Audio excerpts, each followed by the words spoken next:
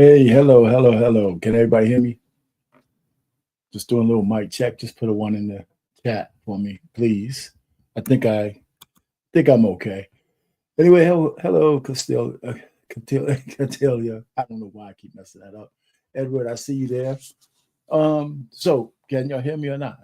I think I'm on. Just put a one. Yeah, all right. Thank you. Anyway, I don't know. Is anybody tired yet of all the aftermath? I think it's just getting started. Yeah, oh boy, I haven't seen such a bunch of sore losers in my whole entire life. And it's kind of funny. It's sad. It's funny. Uh, don't uh, no trash talking. Hey, listen, man. Hey, don't worry, I'm not talking about the Bulldog. Hey, listen, hey, college football is college football. But anyway, uh, so you guys know the title of this. We're gonna wait for some folks to come in, but y'all know the title of the show. A few good black men. I had this whole parody I was going to do. I said, it's not going to work. But it's just kind of really funny that we hear all these pundits have really disgraced themselves uh, during this whole election cycle, and it's sad. I mean, the news media has completely uh, canceled itself out. The credibility is completely gone. There's nothing you could believe there in the mainstream media anymore. Matter of fact, the media now is X and YouTube, and unfortunately, some parts of TikTok. But you still have to. What it makes people do is you have to go the extra mile to find the truth about certain matters, and maybe that's a good thing. So nobody should be taking anything that's written or said or spoken on these airways at face value. I think more people are going to start to go fact check on themselves, and that shouldn't be a bad thing. I know that the Democrats want to censor people who have different uh, opinions, at least when they were in power. That's what they were trying to do. That's why they kicked Trump off of X and things of that nature. And it was only the left leaning things. Even YouTube itself has has a partial censorship that they hide under their guidelines. Hey, Milani. So everybody does that, but I really think that free speech is the best. If I say something you don't agree with, you can go back and fact check. Tell me I'm wrong. What's going on, Trey? You could tell me I'm wrong, and then we could talk about it. I can show facts. You can show facts, and whoever's right, the facts should present them. But people are kind of too lazy, to go ahead and do that extra mile, and do the things they want. So, like I said, the title of this is A Few Good Black Men. And of course, I'm talking about the 21% who decided that, they're going to get off the plantation and, vote for Trump. And there's like 2 or 3% who didn't vote at all. And then the rest of the men decided to stay on the plantation for whatever reason. So I'm not going to say all of those guys are bad dudes, right? I'm not saying that. I'm just saying they didn't want to they either believed the words that's on the plantation over the last 5 decades, and they want to stay on the plantation. And I guess that's their right. Maybe their women made them do it. Maybe they're afraid of losing friends and family. And maybe they actually believe in the far left ideology. Some of them do. So what can you say? It takes all kinds. But in 2016, only 9% of black men voted for Trump. And people might have thought that was a lot. Now we're up to 21%. And it took 8 years. That 21% represents 1.5 million men.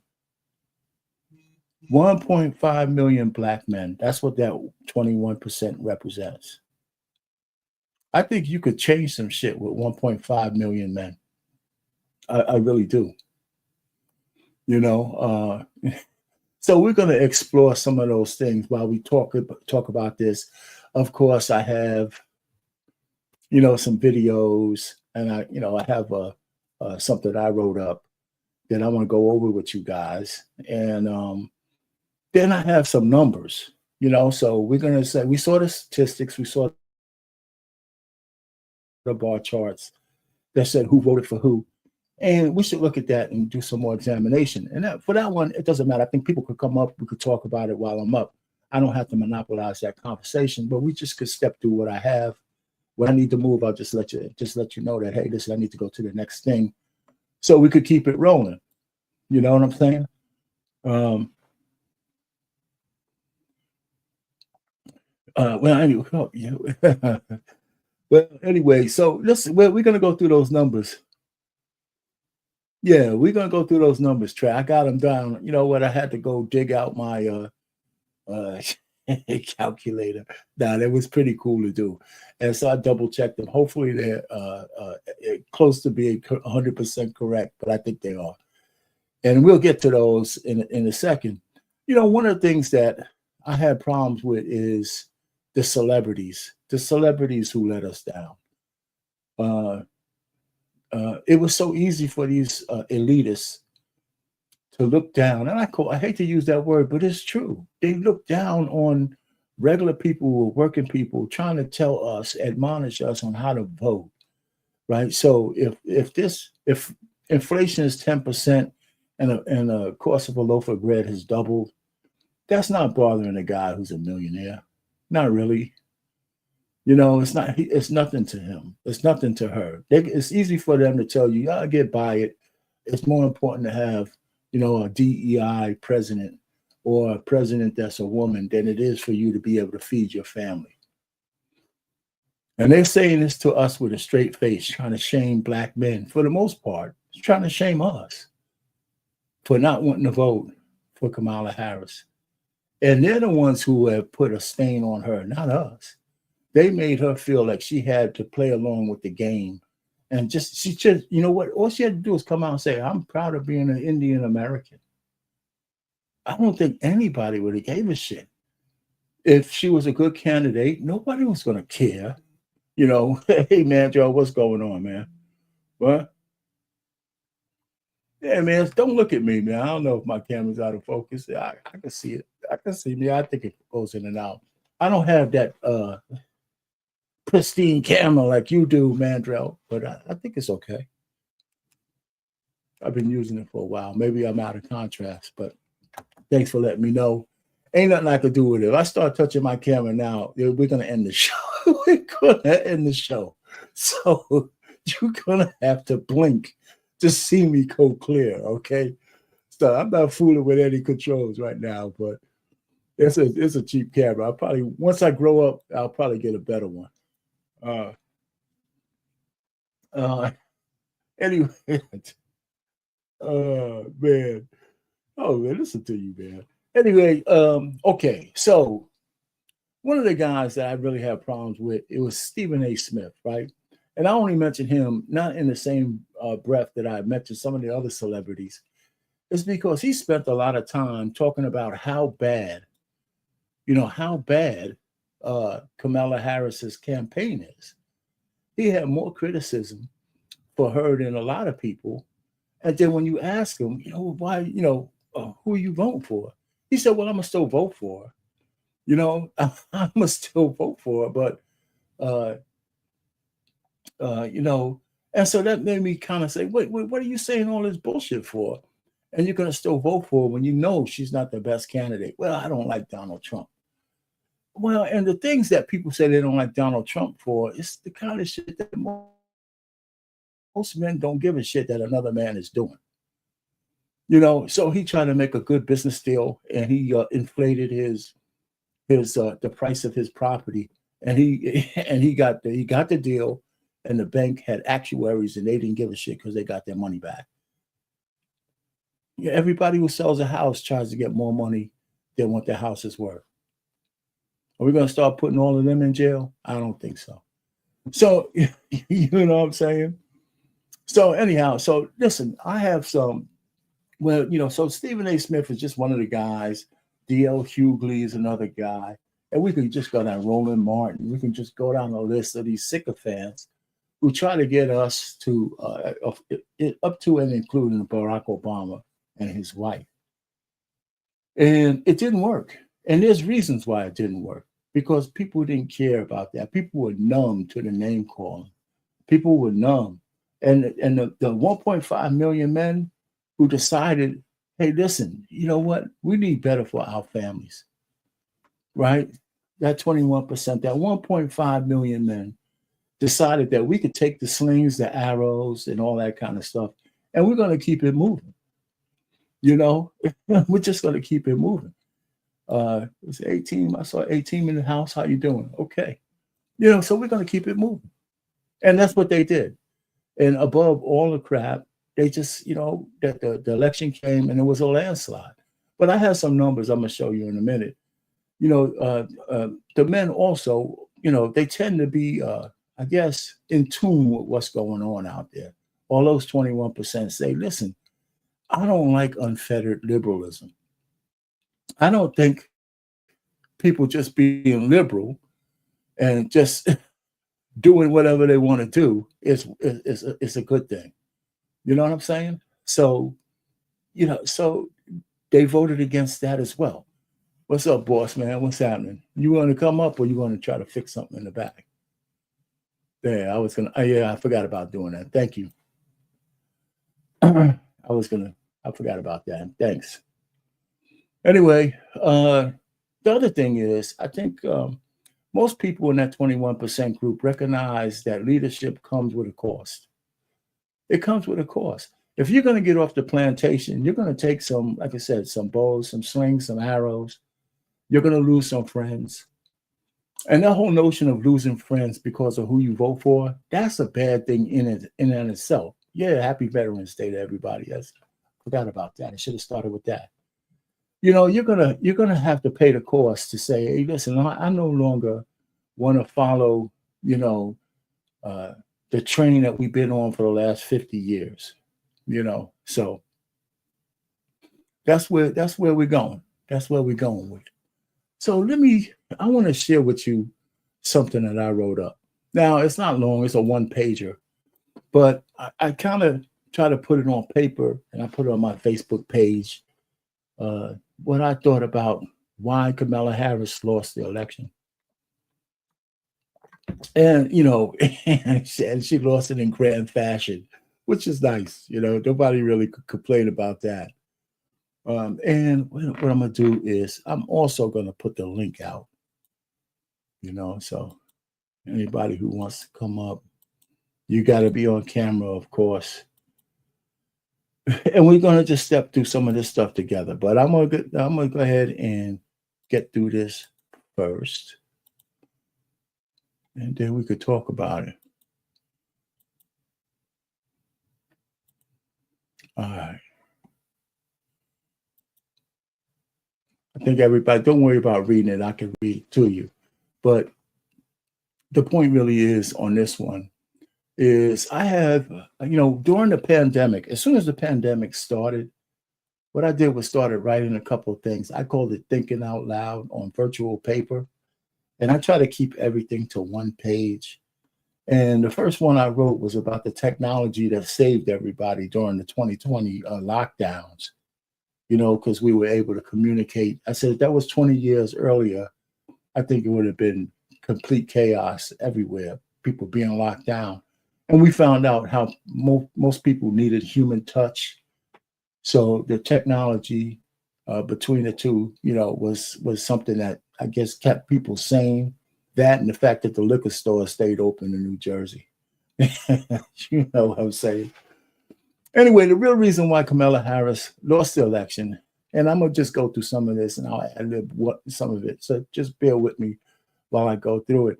Listen, I'm happy that she lost the election, but it's not for the low vibrational reasons that poisons the airways of social media. My reasons are personal, and they have to do more with breaking the mental shackles that the Democratic Party had on African American psyche. And that was what I said months and months and months ago. I didn't really care who the candidates were. I was just tired of the Democrats owning all our votes like we're a monolith voting for them. And it was a mistake back then. It's a mistake now. And it's a mistake in the future. And once we see the charts again, you can start to see, when you see it all in one place, how it's a glaring inefficient. I don't know if inefficiency is the word, there's a glaring problem with black demographic just voting for one party in the way we do, and the rest of the country has free will to vote the way they want to vote. And you can see their votes scattered all over the place because they're more issue voters, and they're not just being fed some horse shit that everybody believes and passes down generationally. All right. So what happened is, like I said, I was more concerned about the American psyche, and it had more to do with that than undemocratically installed candidate. In other words, Kamala Harris was a casualty of an ideological battle. It's a war that continues to rage for the soul of our country. And it does. You got the people on the right and the far left who just thinks everything should go. I mean, all kinds of debauchery, all kinds of things that they could think of. Everybody should be able to live as an individual and not care about how it impacts the rest of society. I don't agree with that.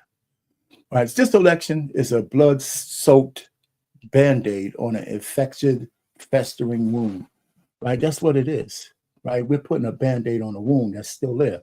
I don't know if Trump is going to fix that. The majority of people in America have sent a message to the Democrats, and their liberal secularism has gone too far and is tearing apart the fabric of the country. And they're doing it from inside out. Like countries like ours, empires fall from the inside out, and we can see the rot happening on the inside of our country, right? And it's not just the Democrats' fault, but they're in the power right now, and they're doing a lot of dumb shit, right? So the party has gotten so drunk with power and wealth, and they're so far out of touch with the common man and woman, they lost their way. So Donald Trump is actually a beneficiary of that battle, whether he deserves it or not. Why else do you think that his proclivities and his propensities have seemingly been, ignored, overlooked by the majorities of Americans? People don't care how bad he is as a man. They just want shit to change, and they can't see that happening with the Democrats. They really can't. So the answer is simple. His personal shortfalls didn't trump, pun intended, the financial and social discontent of the American people. People are discontented. They say, listen, I'll take Trump over the bullshit that we have right now. And that's exactly what they did. That's exactly what they did. So I don't know how anybody could really argue anymore about that. But, the liberals going to have to go through their, I guess, their anger and their 5 stages, whatever they are, of grief with losing. Okay, so I think, like I said, the only disturbing result I see is that African Americans are still stuck in this mental bondage to the Democrats, especially Black women. But this missive is not going to be about them. I'm not going to make this about Black women. They got their own shit they got to deal with. It's about the 21% or better, a few good Black men that have finally made it off the plantation. I think we could focus on that. I think when you have 1.5 million people saying, you know what, this far and no further, I think that's a good thing. I expect the number will double over the next 4 years. That depends on how well Trump does. If the economy keeps rolling, we bring some jobs back, I think that number will increase. I really do. If it doubles, that's great. That means our demographic is starting to look at policy issues and not identity politics, right? That blind loyalty and dedication to the Democrats could be broken forever. And that's what we need to do. We need to smash that shit and set it on fire. So listen, we're tired of the victimization, the fear mongering, the promotion of woke culture, censorship, propaganda, identity politics, all of this shit so they can stay in power. And they use that mostly on the backs of poor and Black people. So it's like I said, it's time for that shit to end. So black men have found out that there's more things important, more concerns out there than somebody's race and their gender. And so these are the charts. I'm not going to go through this one right here because I have a separate chart for this. But you can see that I included, the race by, race, white and non-white. 71% of the electorate is white. 70, I mean, it's a vast majority. It's like of who voted. And so when you start looking at the numbers, you'll start to see clear why Trump will win. But if this was a SAT question, and they say which one of these or which two of these bars are outliers, they would look right at the African American, the black bar, black men, and especially black women, who are out of balance in terms of who they voted for. And we've been out of balance like that for decades. And I think there's enough receipts to say that this hasn't been good for us. You know what I'm saying? There's enough receipts. So, listen, so one of the things is that I looked at that if 100% of the black folks, men and women, voted for Kamala Harris, Trump would have still won. I don't think it wouldn't have been that much closer. He would have still won. He would have still had a mandate. I will go through some of the numbers, but he would have still won. And the danger with that is, one, you got one party taking you for granted. And if the other party can win without you, then what the hell do they need to do anything for you, right?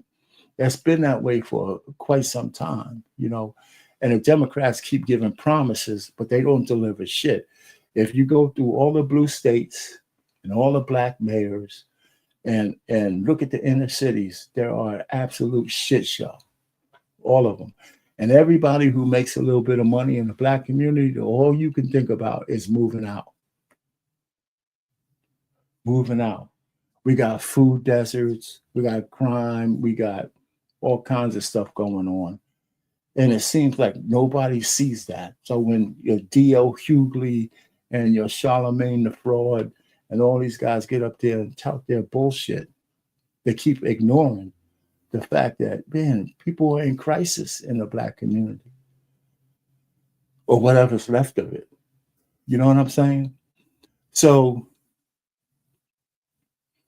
one of the things I think the black men have to do, that 1.5 million dudes, we're going to have to go and try to change and rebuild a new community of the future. I don't know what we're going to call it. It may not even be called the black community, because I don't know if there's going to be enough black women that's going to want to come along for the ride. So I really don't. They don't seem like they want to come along for the ride. A lot of them don't. So not because they want it on their terms. And any man who's any kind of leader, you can't marry a woman on her terms. You just can't. It's just a bad fucking decision.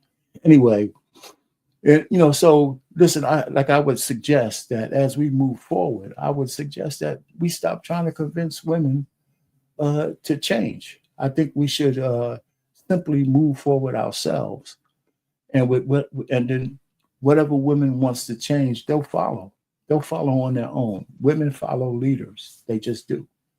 So we don't need to force that. We just need to move. Men just need to move. And women, you know why women will follow you? Because women can't stand men having spaces they don't belong in. If we started doing some shit that's great and grandiose without women, they will be busting down the doors because they're goddamn nosy. They want to be involved. There's no spaces men have that women haven't intruded on. None. So even if we move forward, the only thing next time we can't acquiesce leadership. You could participate, but you ain't gonna be the leaders. So get that shit out of your head. We've already had that experiment, and this is exactly where we are now. Men at 50, 60, 70-year-olds still sucking on the tits of their mother. That shit's gotta stop. It's gotta stop. So finally, finally, let me just come to the reason why Kamala Harris didn't win, right? After all of this shit dragging on. She didn't win because there was nothing in it for men. Nothing in it for men, right? And of course, her liberal policies, her support to liberal policies. I don't know too many men who who would agree to gender altering surgery for minors without their parents' permission. Sex changes for criminals and sex changes for illegal aliens at the taxpayer's expense. I don't know anybody who would agree with that shit. The invasion of men into women's sport spaces.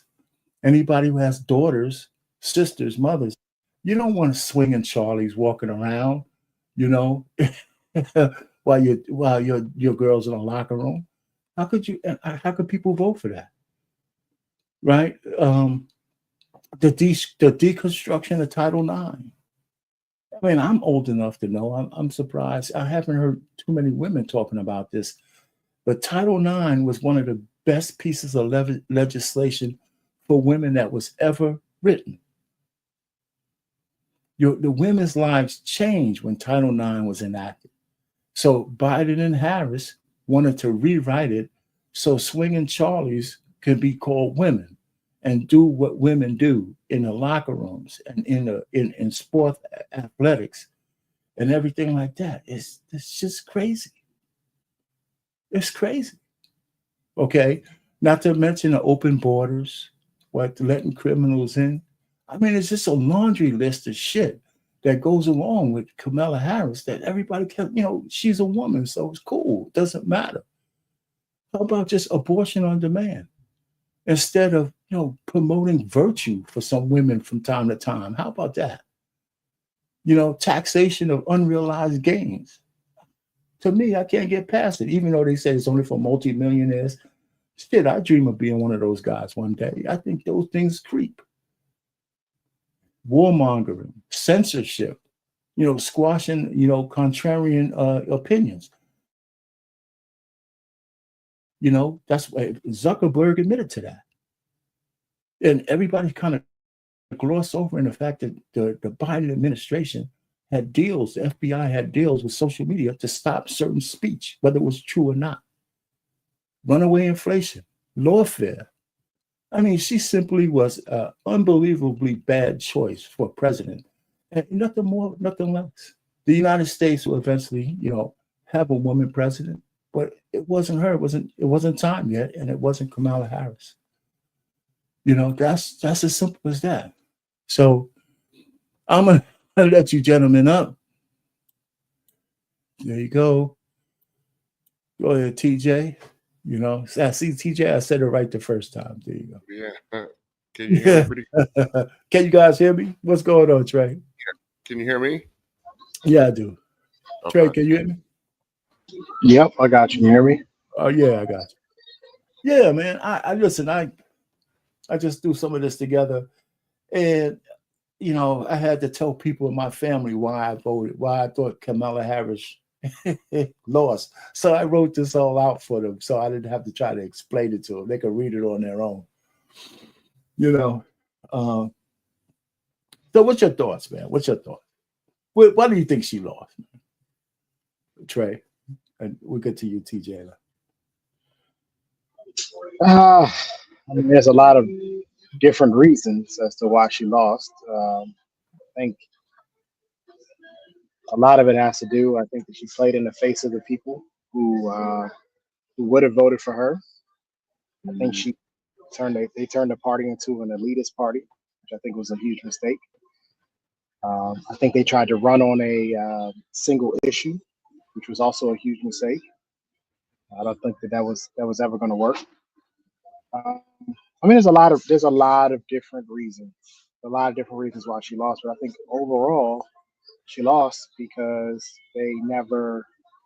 I think the American public. Well, two reasons. I think the American public didn't respect the fact that she didn't go through a primary, and I also think that the working they lost touch with the working class, and I think that Trump he exploited that. He was not afraid to go into barbershops and factories. He went there. He went and sat down and talked with them.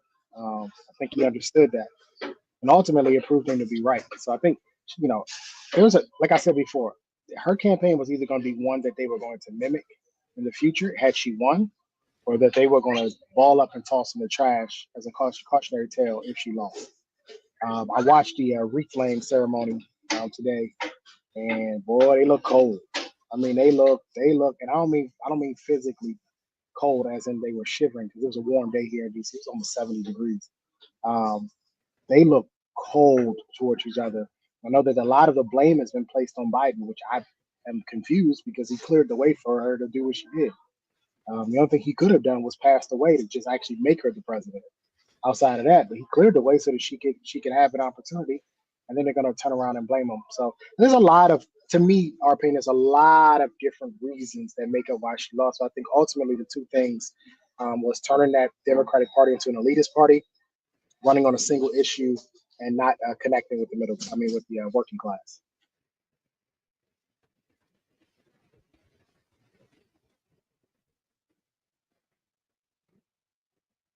You're on mute. We didn't hear that.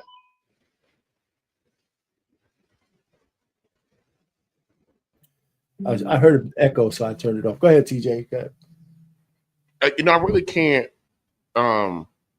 disagree with much what Trey was saying about why she lost. The Democratic Party in itself has, the one thing about us as Americans, I don't care if black, white, whatever, we all suffer from short-term memory loss. You know what I mean?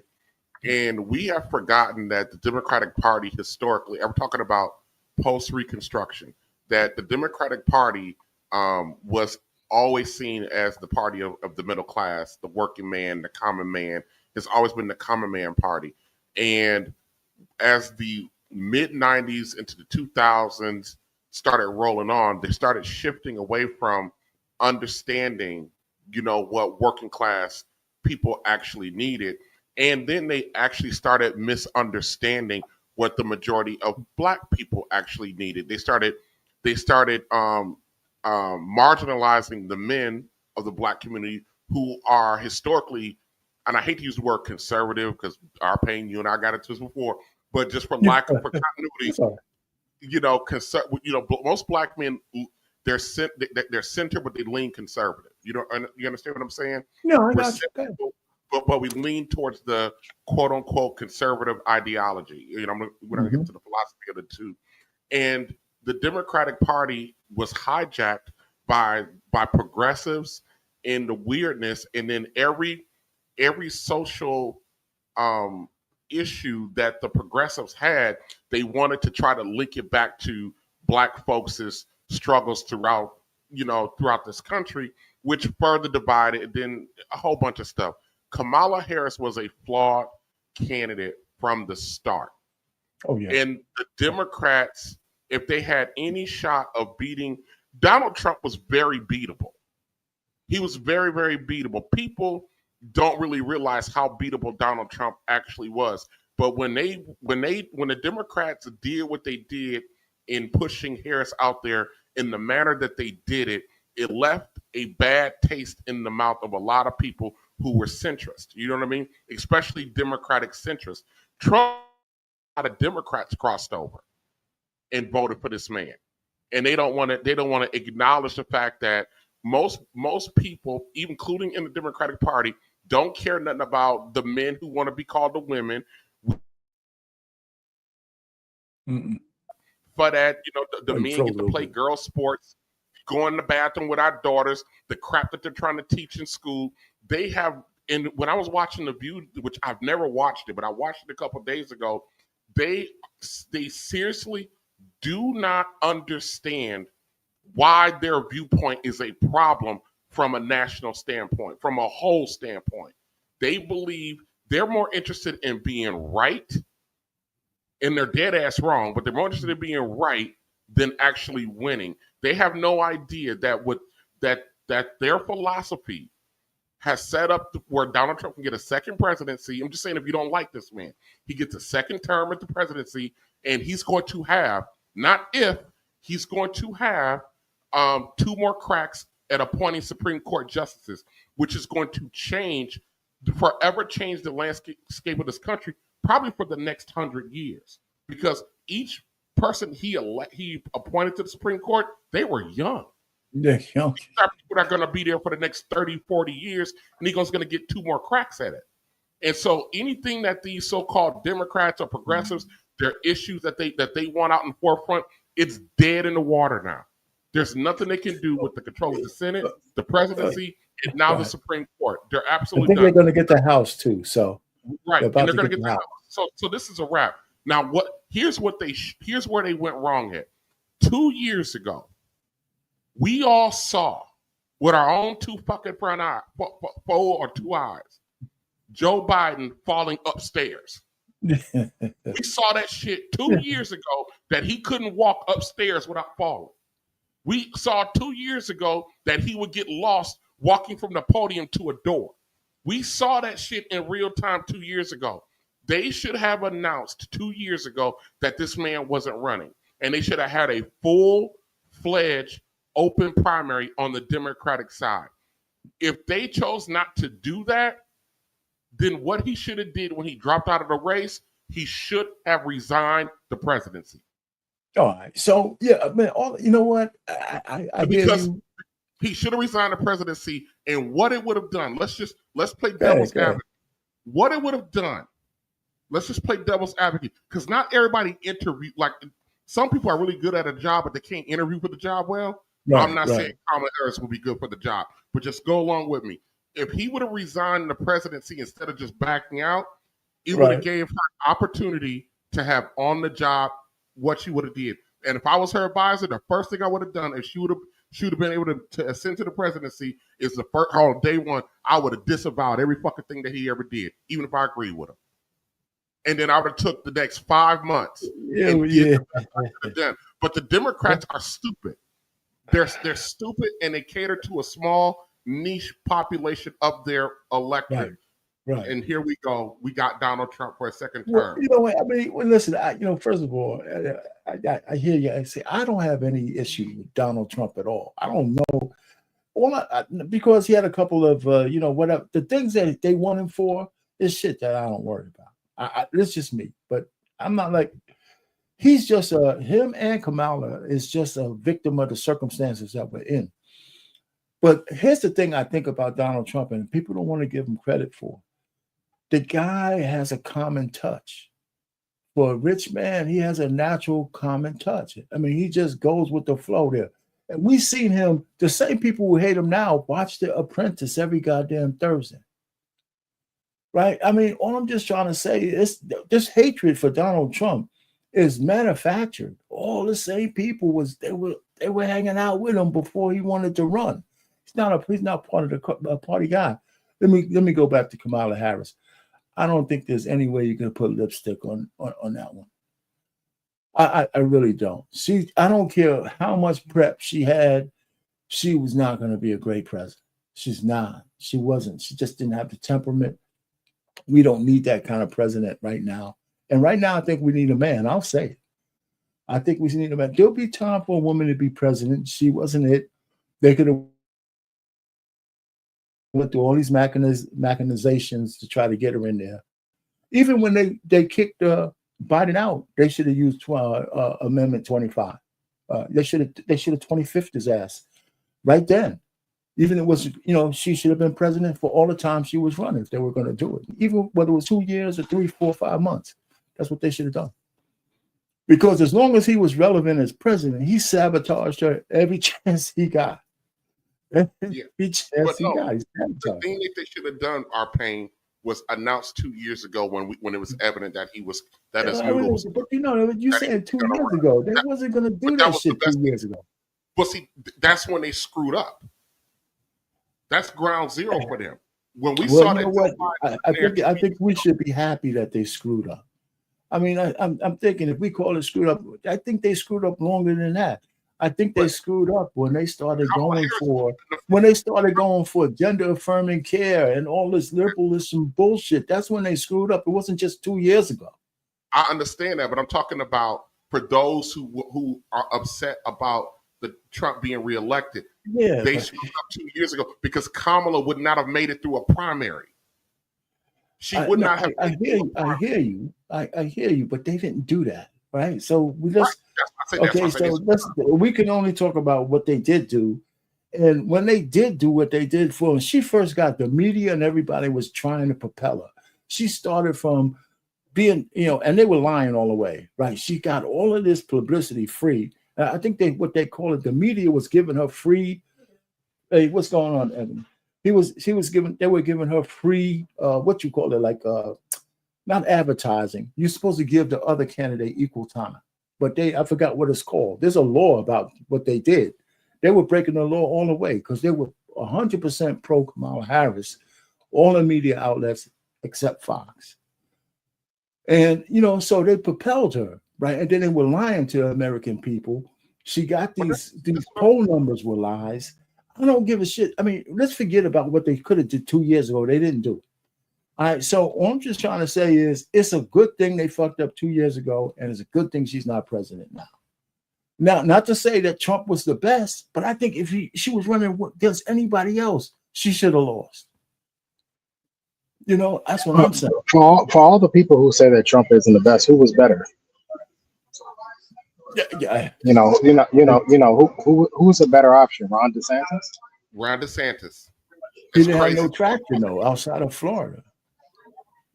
But I always find it funny we talk about who was better, but listen, at the end of the day, 74 million people agree that this is the guy they want. Yeah. Right. And I do think the country is ready for a female president. I'm not completely sure who the female president will be or when that will happen, but is the country ready? Yeah, the country's prepared. Their best shot. I think the idea. So here's to me what let me know that she wasn't prepared. The night that she lost, instead of coming out and conceding the loss, she ran away. And I find it very interesting that that's only happened twice, especially in like the last 50 years. It's only happened twice. And it happened to both female candidates. Both female candidates did not do it. They did not come out and address the crowd. They waited until the next day. Hillary Clinton did the same thing. I find it to be quite odd. I find it to be quite interesting. And this is where I'm saying, like, when the rubber meets the road, women have a tendency to sort of fold up, right? Especially when they're losing. We're looking at all these videos on social media. These women are screaming into cameras and yelling and throwing things. They just can't handle it. Just can't handle your loss. And at the end of the day, as an American, your responsibility is to be prepared for whichever candidate wins, to be quite honest. It has nothing to do with who you actually wanted to win. Your job is to be prepared for both of them. Well, this could go either way, right? And whether the guy you wanted to win or not. And so I just find it quite interesting that, the real colors of who she is. And I've heard some other things. 90% of her staff, turnover rate in her staff is. Right. These things are important. You can't keep anybody. People don't want to work for you. Even the night of, there was a Asian female that literally came out and they were already pointing fingers and saying, this is your fault and blaming it on Tim Walz and they never should have picked them. It's just, to me, a leader. And I've been, point guards. I've been captains of teams. Even when you lose, you still try to create unity within your team. You don't start pointing out, well, you dropped a pass here or you missed a pass there. We don't do that. We fix those problems in practice going forward. The practice here would be, the primary coming up in 2 years, obviously. Excuse me, the midterms coming up in 2 years, and then getting ready for a run at 2028. You fix the things that you essentially jacked up. And the number one thing is you got to get off these elites. You got to leave these celebrities alone. Right, they're not helping you. Trey, I got a question. They're not helping you. I got a question, and I'm not trying to pick a fight. And trust and believe, I am not pro Kamala. Not at all. Anybody would tell you, fuck her. You know what I mean? But I said we suffer from short-term memory loss. We talked about, Kamala didn't come out. That was just awful for her. But guess who else did not concede their election? The current president-elect never conceded to this day to Joe Biden. The current president-elect went on a damn near a 2-year rampage trying to overturn the results of the election. So I don't, so I really don't want to, so while Kamala, and Hillary both did not come out and do what they did, we can't negate the fact that Trump did the exact same thing as well. But we tend to forget the bad behaviors of Trump or the temperatures of Trump because we have more of a dislike for the Kamala Harrises of the world when they did equal stuff. So I don't like. Well, that depends on who you're talking to. I don't have a dislike for Kamala. And Trump had a perfectly good reason of why he was not conceded. He truly believed that there was interference. But there wasn't. He truly believed that. Well, there's 20 million votes that nobody could find anymore, right? Somebody needs to explain to me how Joe Biden got 81 million, but Kamala can only get 70. Because she's a flawed candidate. You mean to tell me 11 million people stayed home? Yes. No, I don't believe that. If you look at the chart, though, Barack Obama only got what 70. He got a lot. You can look at the chart. It was just this.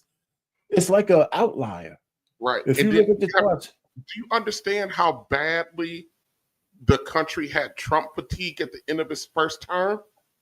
People would have elected you, Mr. Payne, if you would have ran against Trump. Now, but let me tell you something, TJ. I think if there wasn't COVID, he would have had a second term. No. Yeah, I believe that. No. Trump it's easy to say. Absolutely. He mishandled COVID. He absolutely mishandled COVID. And it hurt him. Yeah, it hurt him. Trump was he was one temper tantrum after the next with that man. We forget how chaotic that his presidency was. And then we talk about his staff turnover. He had just as much turnover as Kamala Harris. Okay. All right. So listen. Let's look at. Forget about the personality. How was the country running? Were we in war? Was people at bay? He held people at bay. He did. He made better deals with our foreign trading partners. So that made a difference to people who were working. I mean, they didn't care that he was doing all this stuff. Got invaded. You think if Hillary Clinton would have won that election instead of Donald Trump, we would have got invaded? Is that what you think, Mr. Payne?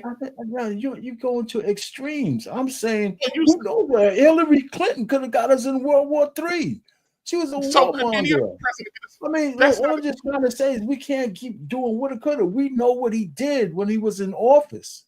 And what did he do? And when he was in office, besides people, his temperature champion, which we weren't around, we had better trade deals. We had all kinds of things going on.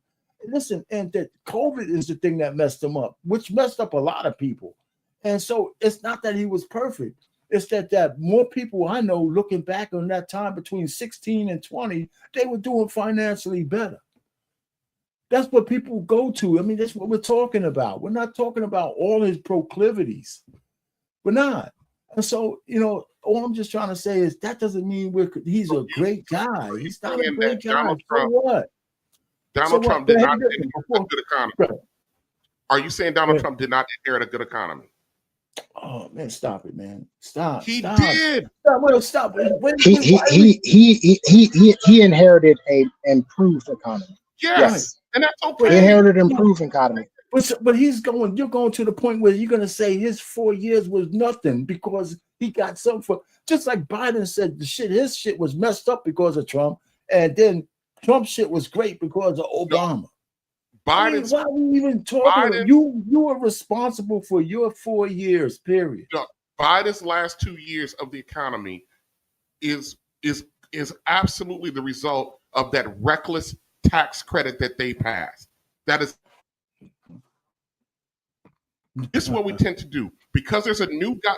Because there's a new figurehead in that White House. We forget that sometimes policy like bills, tax cuts, policies. We tend to forget that it actually takes time for that stuff to actually affect the entire country. And one man, a president, doesn't necessarily control 100% of what happens to the economy. Now he can affect it. He's not a fucking dictator. He doesn't. What's your argument here? Because I'm confused and I don't understand what your point is. What's your argument? Is your argument is that we living in the present and we're forgetting about all the things that Trump has done? My argument is this. is that the things that we're lambasting Kamala Harris for, we've seen it before any other president. And I'm not defending Kamala. I just don't like the fact that we sit up here and we want to pretend. That's not true. What you just said is not true. Okay. What you just said is really not true. Kamala Harris never was president before, so we can't compare apples and oranges.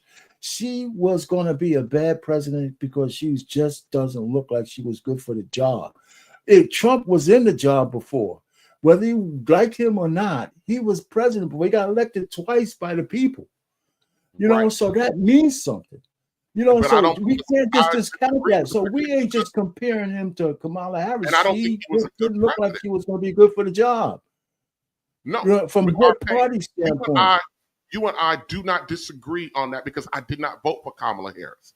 So you and I don't disagree. The fact that you know what? Before we go on, I do want to play this video. I do want to play a video. I do want to, because it's kind of germane to what we're talking to right now.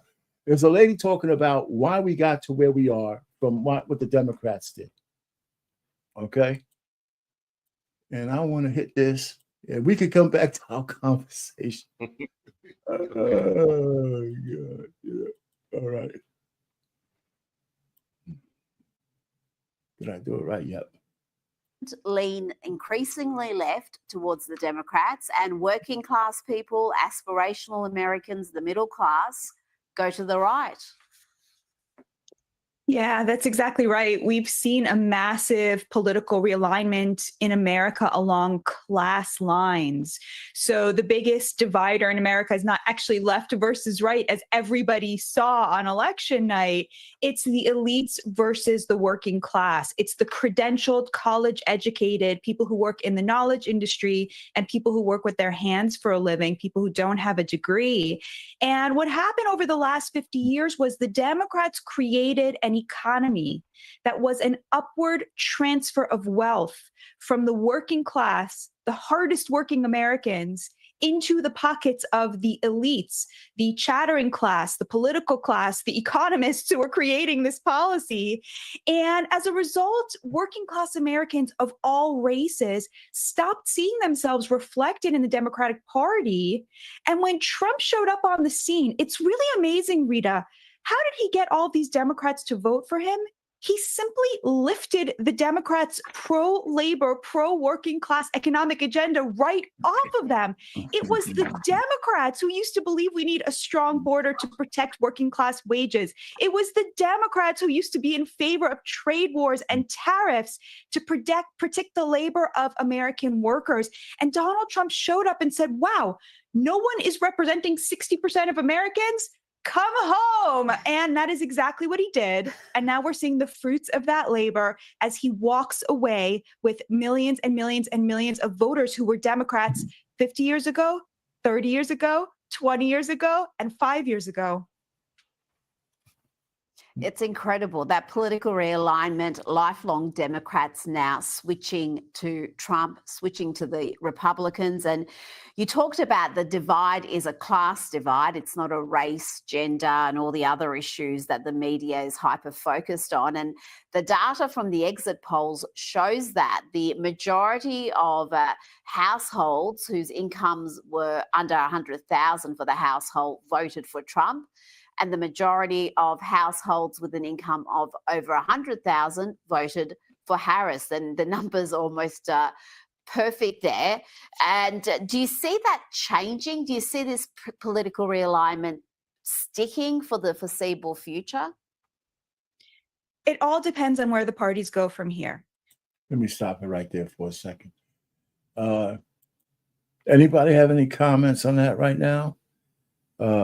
I just want to stop that for a second. We'll go from here. Any thoughts? That what she said? I mean, I agree with when she's talking.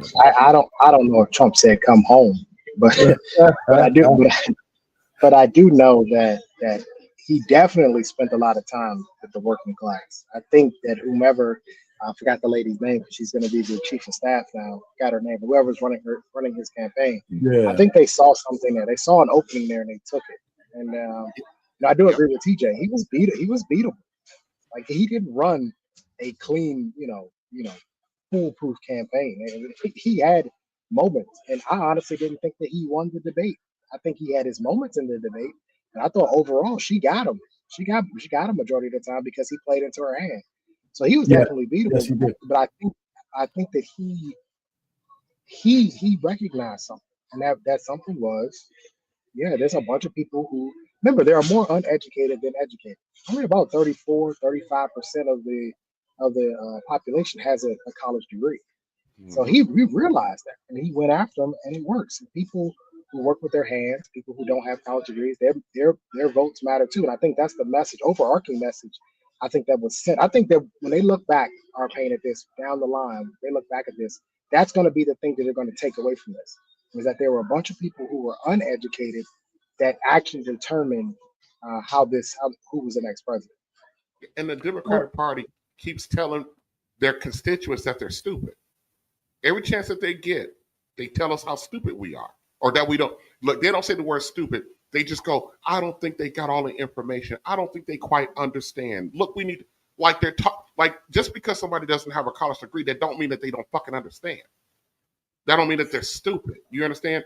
And the thing is, with Trump, what he came in and did is, Trump has the ability. The one thing about being an entertainer is the fact that you could be a chameleon. And I'm saying Trump, not saying Trump is a chameleon. No, but Trump knows how to come in and play the role. He did the thing that that whoever was his campaign manager was brilliant, because yes, he was.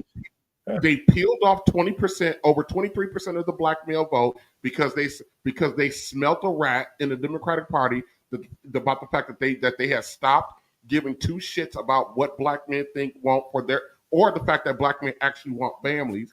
Donald Trump spoke to that. So it started years ago when they started distancing themselves, kind of right after the Charlottesville crap, the Jews will replace us crap. The Republican Party started distancing themselves from that fringe of their party, and they started slowly talking to black men and Hispanic men who voted for him the Hispanic men voted for him at a 45% clip. No. Which blew away. And I think I said this, Payne, the last time we were up here. The Democrats are dumb, because we saw this play before in the late 80s and 90s when I was a kid, when all of those people came over from Cuba.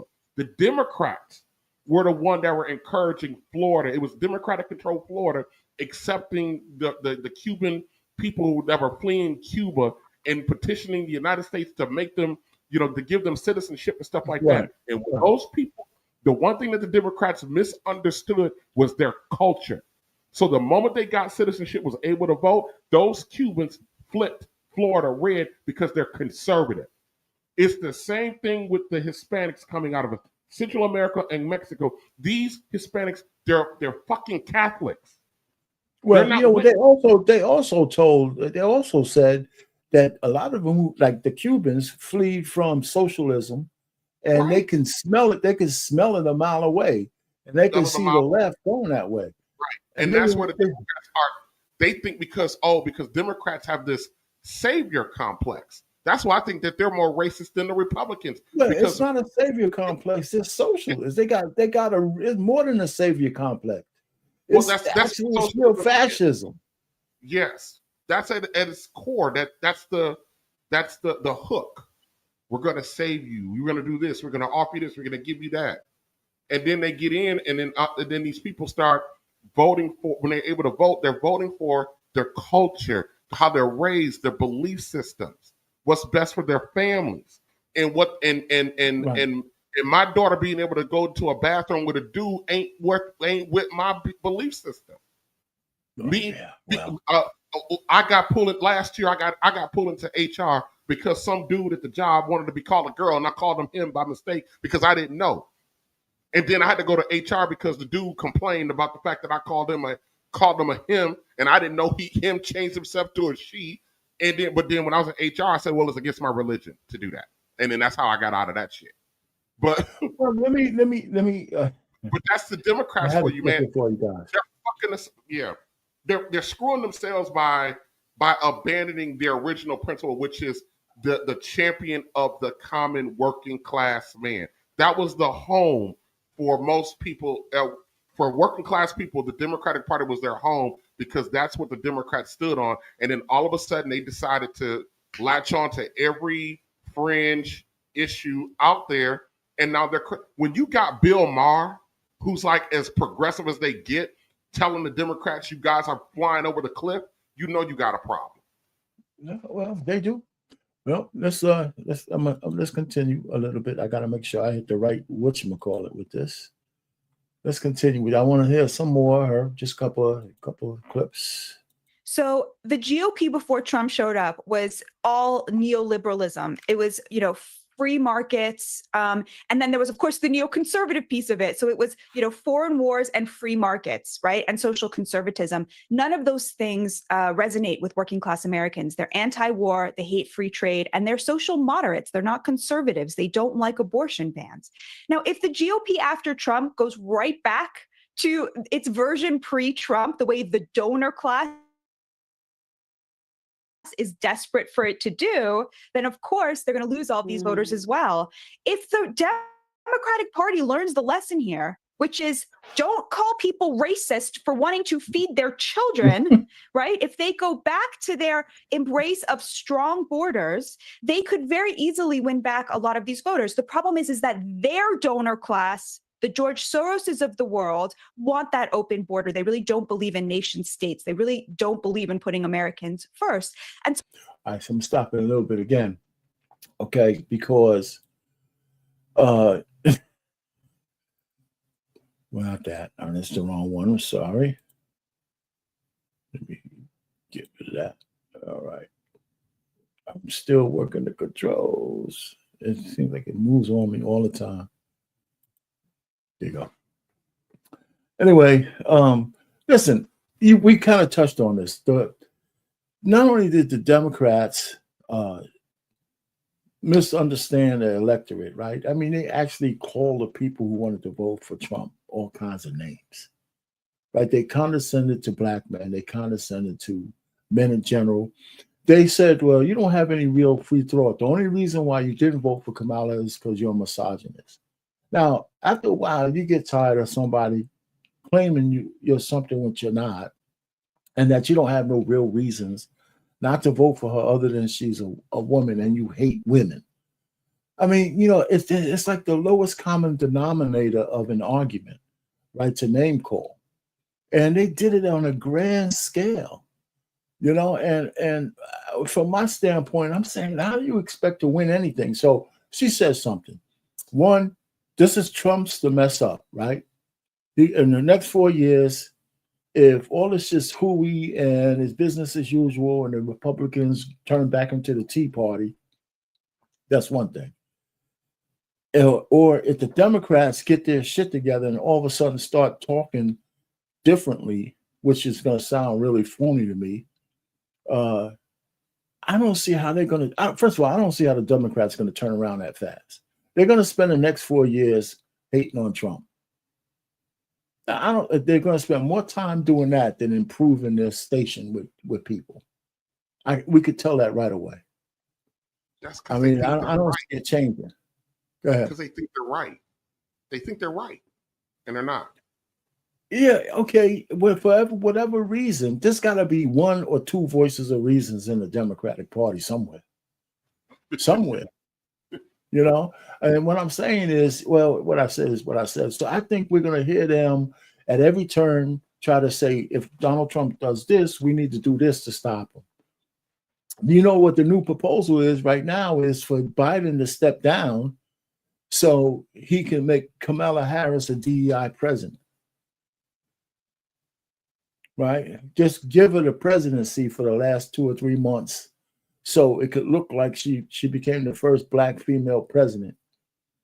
I mean, first of all, I don't think he'll do that.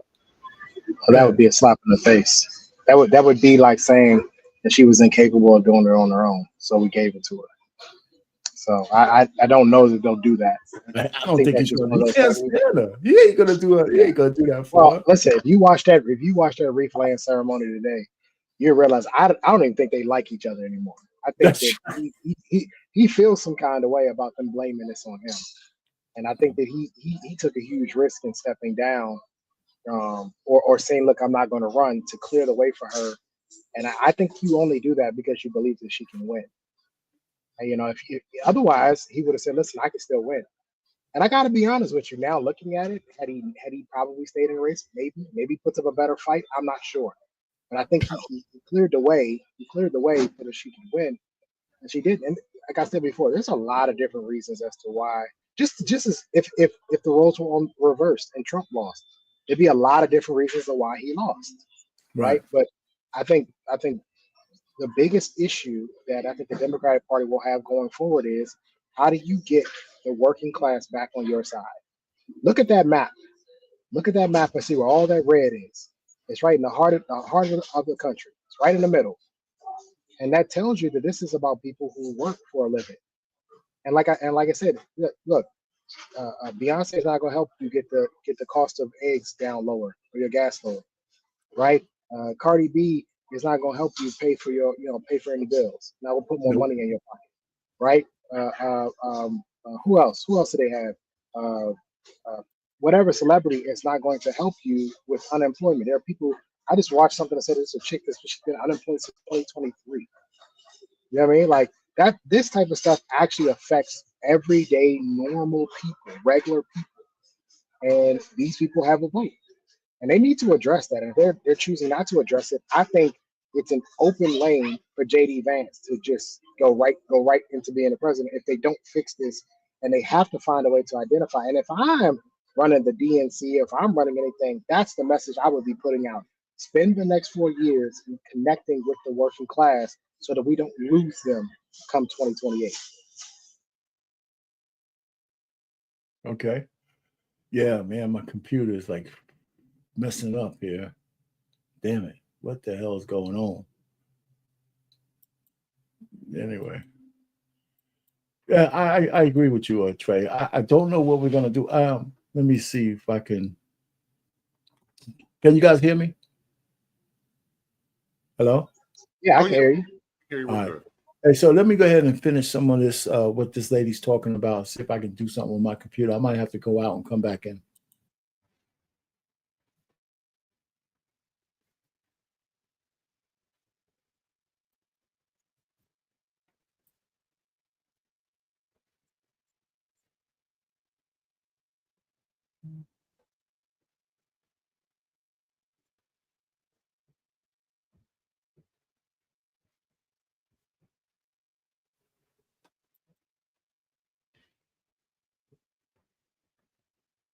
Trey, I'm gonna say this. The one thing that when she got into the race, I never once thought that she was ever going to win. I thought it was going to be a landslide. I thought she was going to get stomped out. I don't know where people were getting their information from. The one thing that I decided to accept, Trey, after Donald Trump got elected, can y'all hear me? I decided to accept that polling information is false. Okay. I decided to accept that whatever I'm hearing from polling is false. And what I started to do is I started to believe what I was seeing in my community and in the rural areas where I'm traveling to. I started believing what I was actually seeing. We saw Trump victory coming in 2016 if you were paying attention. You saw this landslide coming if you were listening, especially when you had the volume of black men coming out saying, I'm sick and tired, I'm sick and tired, I'm sick and tired. Now, the thing that caught everybody off surprise was those 45% of fucking Hispanic men. That's what caught people off guard. You know what I mean? That right there.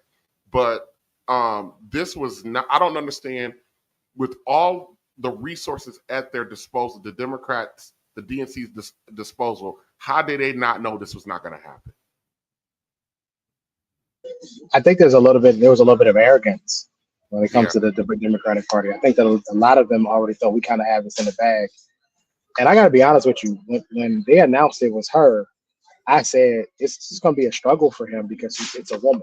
You know what I mean? Like he has a tendency to not be able to control himself sometimes. You know what I mean? And it's just like, oh man, like I think if it were a man, he'd be fine. But when I was like, it's going to be Kamala, I was like, she's going to push certain buttons and he's not going to be able to resist the opportunity, you know what I mean, to be, a chauvinist or to be, any of those things.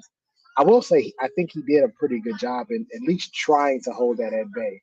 I'm sure there's a lot of things he really wanted to say that he didn't say. And I think that came with experience over the last 2 elections that he realized, I'm not going to win if I do that. If I go at her this way, I'm not going to win. This was a very toned down Trump. I got to admit that. And every time that they would say something stupid, like calling his people garbage, and then he turns up in the garbage, he puts in a whole day at the damn, Brilliant. It was brilliant. I was so damn mad because as much as I didn't like him, I was like, that was some gangster shit right there, boy.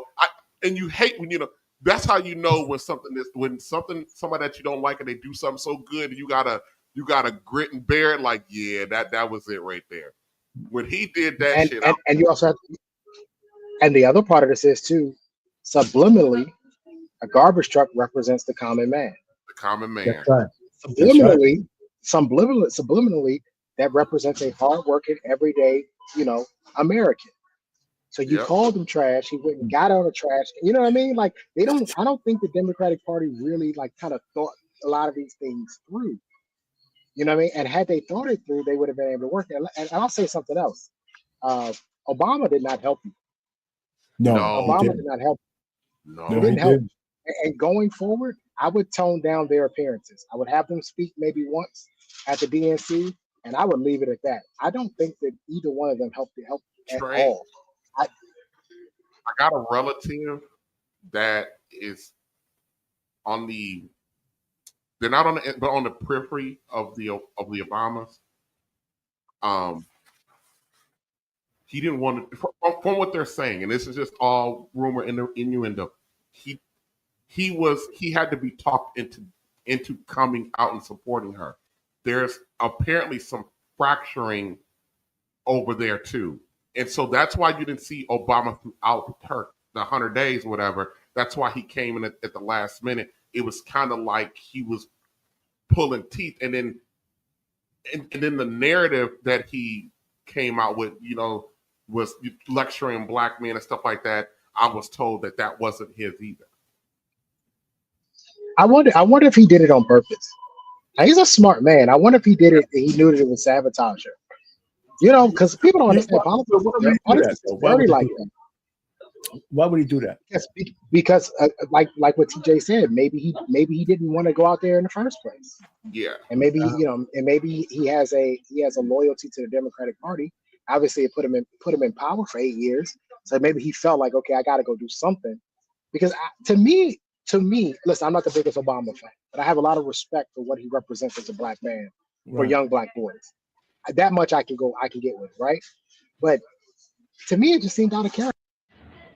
Like when I was watching it, like it just seemed out of character. It's like that doesn't sound like something he would do, And he looked uncomfortable doing it.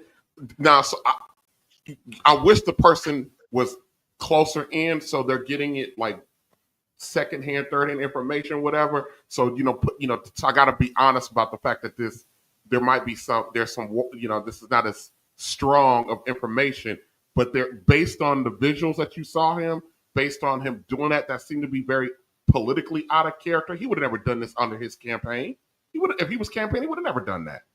That could be some merit to the fact that he did not want to do that. Look, when Joe Biden went to that rally and put on a Trump hat, I knew there was problems. Sabotage. I'm telling you, I'm telling you, that's sabotage in my opinion. He's sabotage. Hey, Concede, can you tell me something that Trump said he was also going to do that was positive? Because you know what I love about this, right? We can always remember all the things that Trump said that's crazy. The crazy things. I'll be a dictator, and I'm going to give the police immunity and all that. Tell me about something positive, because he said some positive things too. He said some things that he really wants to change, like no more child sex changing. I left that out. We don't want to talk about that. You know what I mean? He went on like a good rant for that one. Yeah, you know what I mean? Like there's always a certain agenda of, oh, well, he'll be a dictator. He can't be a dictator. Free branches of government. Overtime. My overtime. Yeah, exactly. My overtime checks is bigger than my actual base pay. So, if they can not tax that overtime, I'd like to see him pull that one off. Listen, I do want to go through some numbers. I'm not no video this time, but that kind of shows. Well, we could talk about them because this, you've seen these charts before, but there's a lot of information we could talk about from the charts. So I put some stuff together and I went through the numbers, and I think we can go through it. It'll be good commentary. This way we could be the side. We can speak while I'm going through it. So I just want to keep this moving. And hey, Kasim, if you want to come up, man, the link is in there. So if you want to defend your position, you can. Here it is. All right. Let me see how it looks. All right. So this is big enough, and I guess this is okay since we're over here talking. All right. So I'm going to slide this up. This is a chart we're all familiar with, right? And I added this top one because if you look at the entire electorate, right, there's 71% of the folks who voted were white, right? And here's the breakdown. Blue is Kamala, red is green. Red is what we call it. I guess you guys can see this, correct? And then the non-whites, 64 to 33. Now, included in the non-whites, of course, are the black folks. Okay, I just wanted to make sure that's clear, right? So I did some calculations. So we looked at the numbers based on the total amount of people who voted. And I want to go through that with you guys because I wanted to do a what-if scenario. I did a what-if scenario if 100% of black folks voted for Kamala Harris, right? So let me go to this chart. So I had to do some numbers here. So, of course, the total number of voters was 146 million plus the total number of whites, 71% of that is 103 million, 103.7 million. The total number of non-whites, you can see this in this green section up here, 42.3.4 million. The number of black women who voted was 10 million. Based on this number, that's 7% of that number, right? And 5% of the number for black men was 7.3 million. So here's the what-if scenario. What if 100% of black men and black women voted for Kamala Harris? What would have changed? Right. So, of course, we go back to this number here for the total number of non-whites. It was 27 million. Okay. If 100% of all of these people voted, not 100%, the 7% that went for Trump, you add that number, and the 21% that went for Trump, you add that number back into the Harris pot. Now we had 7 million, men had 7 million voters, but 1.5 million of those voters actually went for Trump, which is a good thing, right? That's a lot of new soldiers getting off the plantation. All right, so that would change the total number of non-whites to 29 million, as opposed to 27 million. So the percentage of non-whites who voted for Harris went from 64 to 69 if you include 100% of the black vote, right? So the chart would look like this what-if chart here, right? It's still 20, no matter what, it's still only 29% of the total electorate, but 69% of them went to Harris. That wouldn't have changed the outcome of the election. It would have depended on where those votes. Yeah, but you're right. But you could, if you look at each state, right? And I don't have all that, and you're right. It might have swung a state or two, but that I guess 2.2 million would have been spread over all 50 states. And if we just said the swing states, were any of those swing states that close that the black vote would have made that difference? If you evenly distributed all those extra votes over the swing states that he lost, would that have changed it? Would that have changed? And I don't think it would have. I don't think any of those races were that close. So you take what it was, 7 swing states, take 2.2 million, you divide it by that evenly. That's a bad math, but still, that's 3 million votes. Maybe, I don't know. It would have.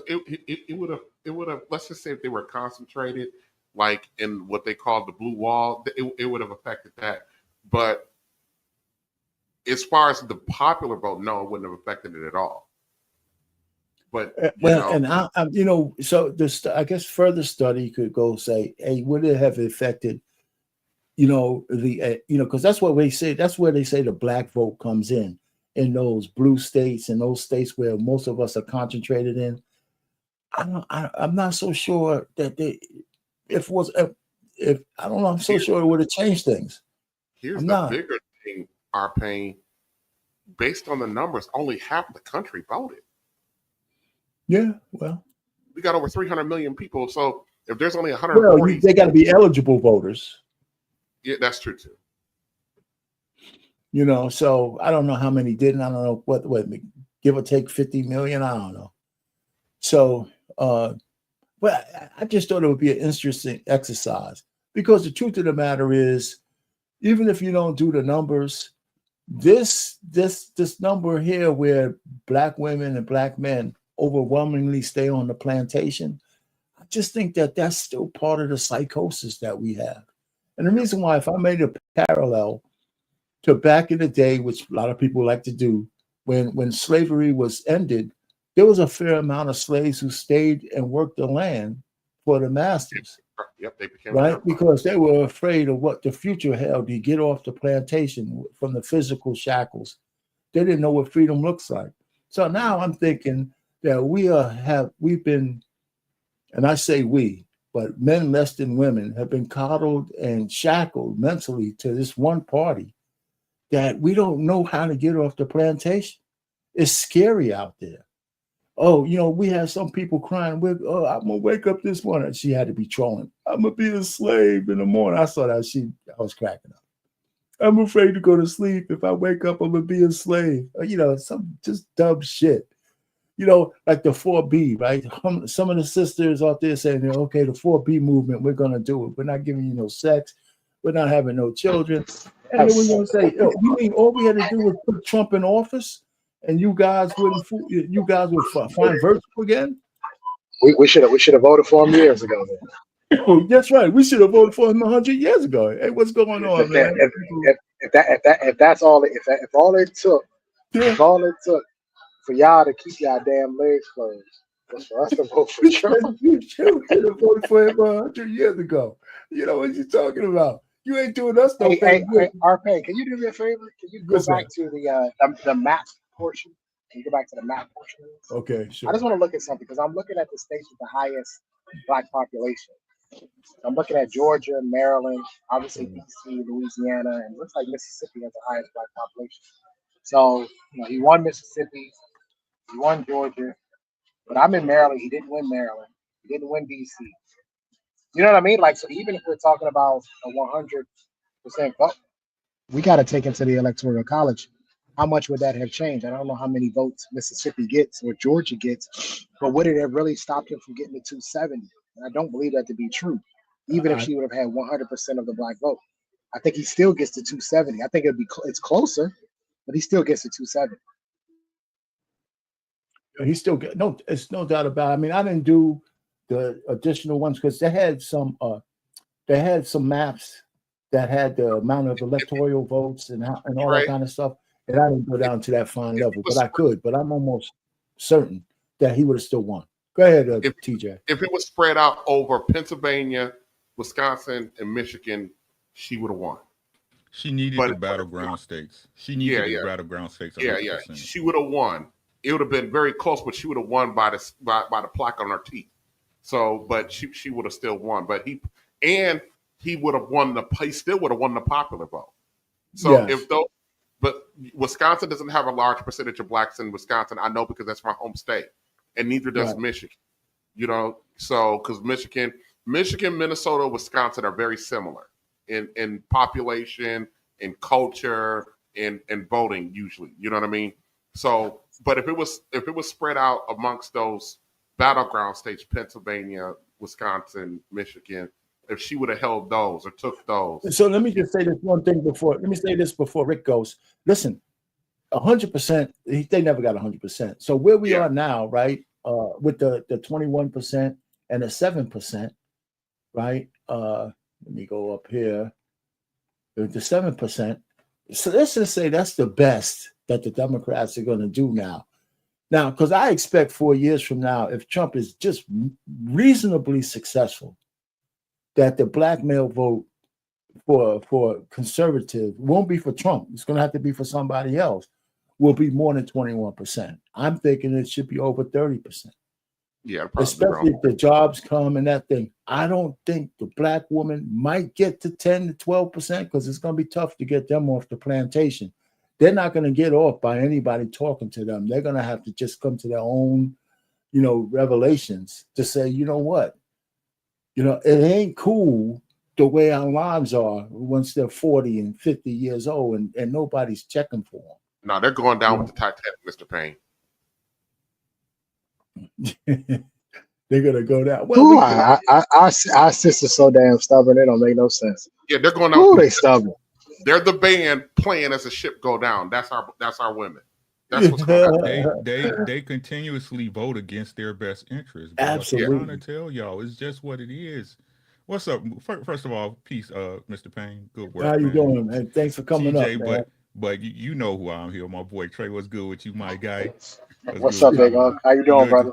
It's good to see you, man. Everything's everything, man. Yeah. Just got back from vacation, so everything's good, man. First and foremost, y'all know I got to do it till y'all told y'all. So I told you that man was gonna dog walk this woman. I told y'all. I keep trying to tell y'all this really not about politics because I keep saying, and I'm gonna say it again. Both sides understand what the game is. We not little kids no more. We not these 19 and 23-year-olds with these fake ideals about how the world works. We understand. We all know what's going on out here. If you don't, I feel sorry for you. These politics it's not about politics. It's a vote for ideals at this point. It's a vote for ideals. And let's just say what it is, because everybody want to keep dancing around it. The Democrats believe in murdering babies, homosexuality and lesbianism, transgenderism, and a welfare state. Every man that worked his whole life shouldn't be voting for welfare. There you go. Like I keep telling y'all say these things and y'all try to say y'all have these positions. Y'all simply let me know what y'all belief system is. Democrats, they look, this woman had $1 billion and she's still 20 million in the hole. Don't that sound like most women? Uncle Rick, I literally posted that this morning.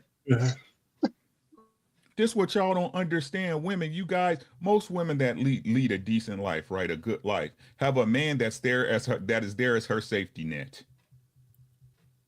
A wife is able to make dumb and rash decisions because she has a husband who maintains the base of a home. These are a battle of ideals. And you guys believe in bullshit, but y'all sit up here and keep trying to tell us, oh, I'm about this. No, y'all about evil. I don't care what nobody say. Evil starts with selfishness. It starts with being selfish. And most people, is it fair for me to assume, in the Western world are selfish? No matter what y'all say about Donald Trump, and shout out to my boy Kasim. I seen what he said in the chat about the first day, and he letting the cops ran rampage. I ain't no criminal. I'm not no criminal. So why do y'all worry about these things that really don't affect y'all on a day-to-day basis? Because it's the way you feel about something. It's the way y'all feel about something, bro. The stock market already raging. And if y'all do like I asked y'all to do and start investing into these stocks and crypto, you would have made money just off that man being elected. That's right. That's right. I don't understand. Y'all supposed to be grown folks. But then the sister Shahrazad Ali did say most black women are stunted at 14. So I kind of understand that too. right? And we can't keep trying to exclude these brothers, right, who move the same way the black females do. Yeah, because they were trained by the black females. Why? These are the things we're not talking about. Every man, if you about your business, understand it's a sacrifice. You're sacrificing yourself for the betterment of someone else. Mm-hmm. That's just the way it works. That's why it's called a family, not related. Not that I know you, my family. My family is the responsibility to me. That's why you think Trey ain't married, because he understands what the responsibility of him being a woman and being a father and a husband is. And he's not willing to give it away willy-nilly. Mm-hmm. Y'all say y'all want husbands, y'all say y'all want men, but when men make the decisions and put the cap on and say, I'm the captain, now y'all want to fight?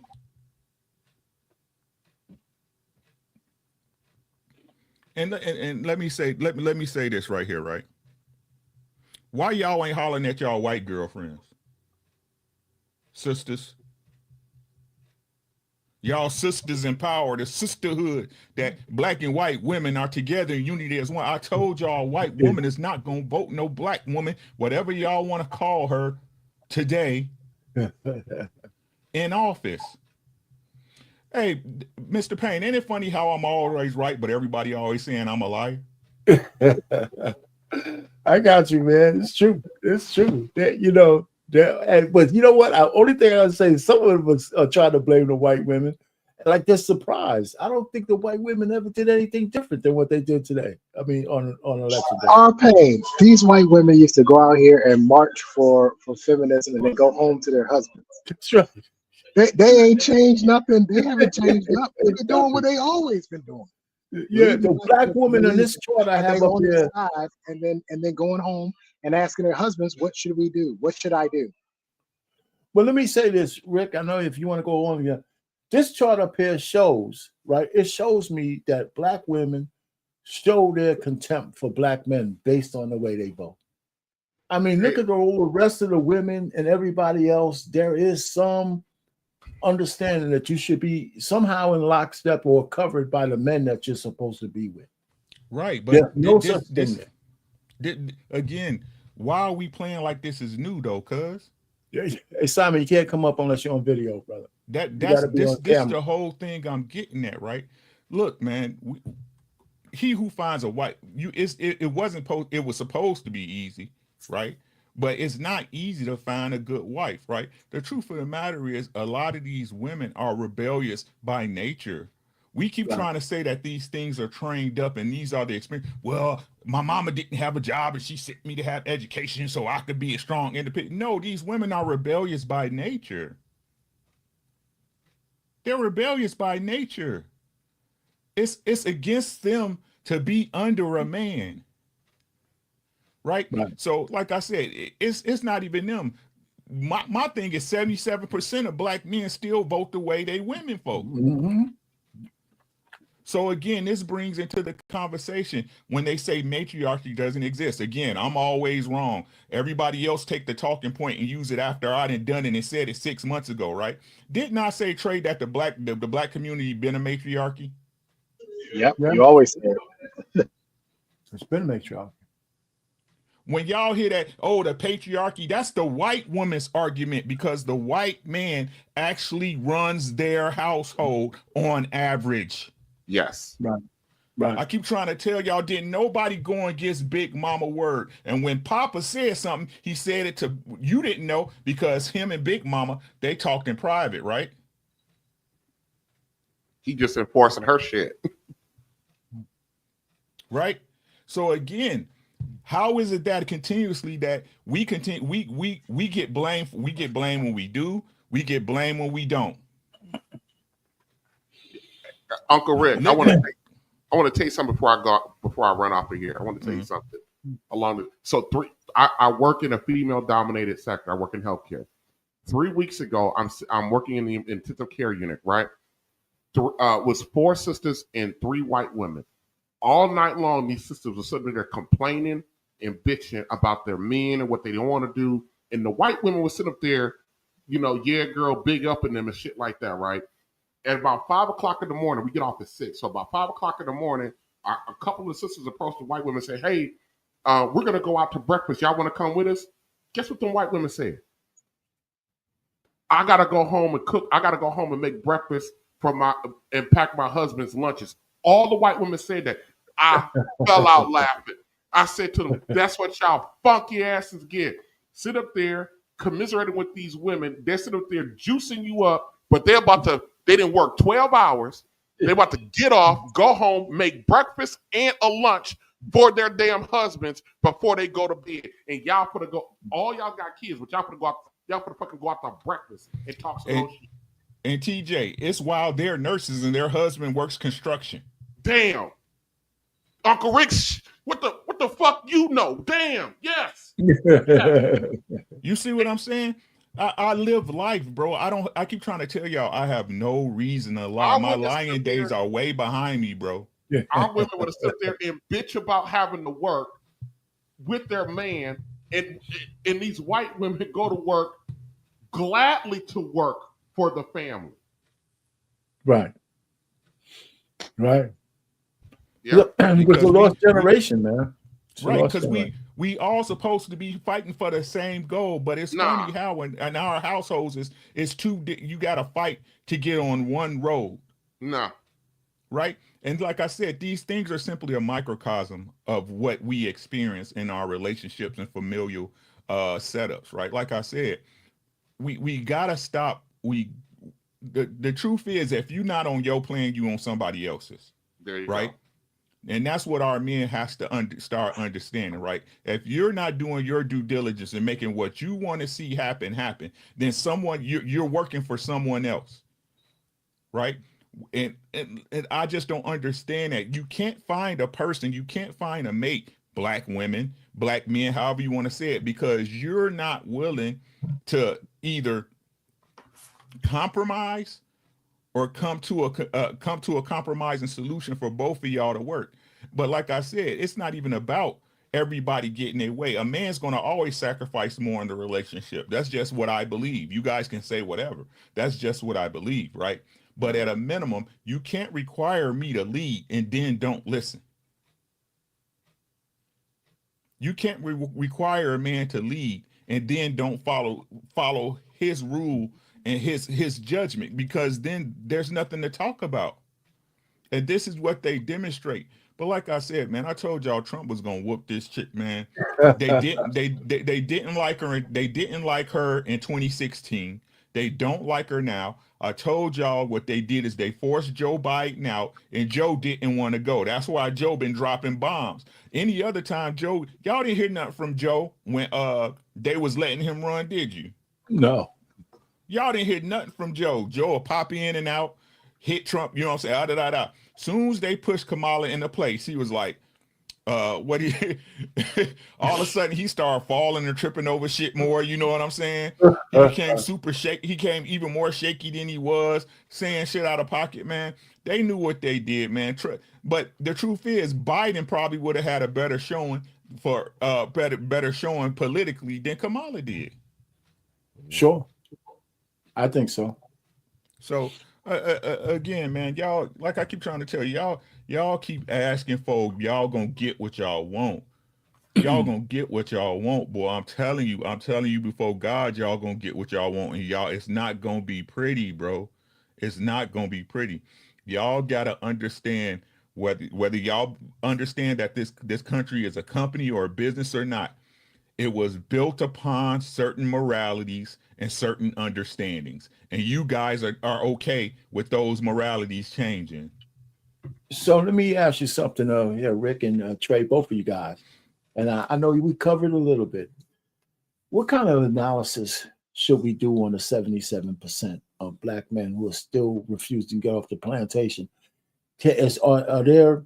I know all their reasons are not the same, but what kind of reasons do you think are the majority of why they stay? Is just because they're still sucking on the tits of their wives and mothers?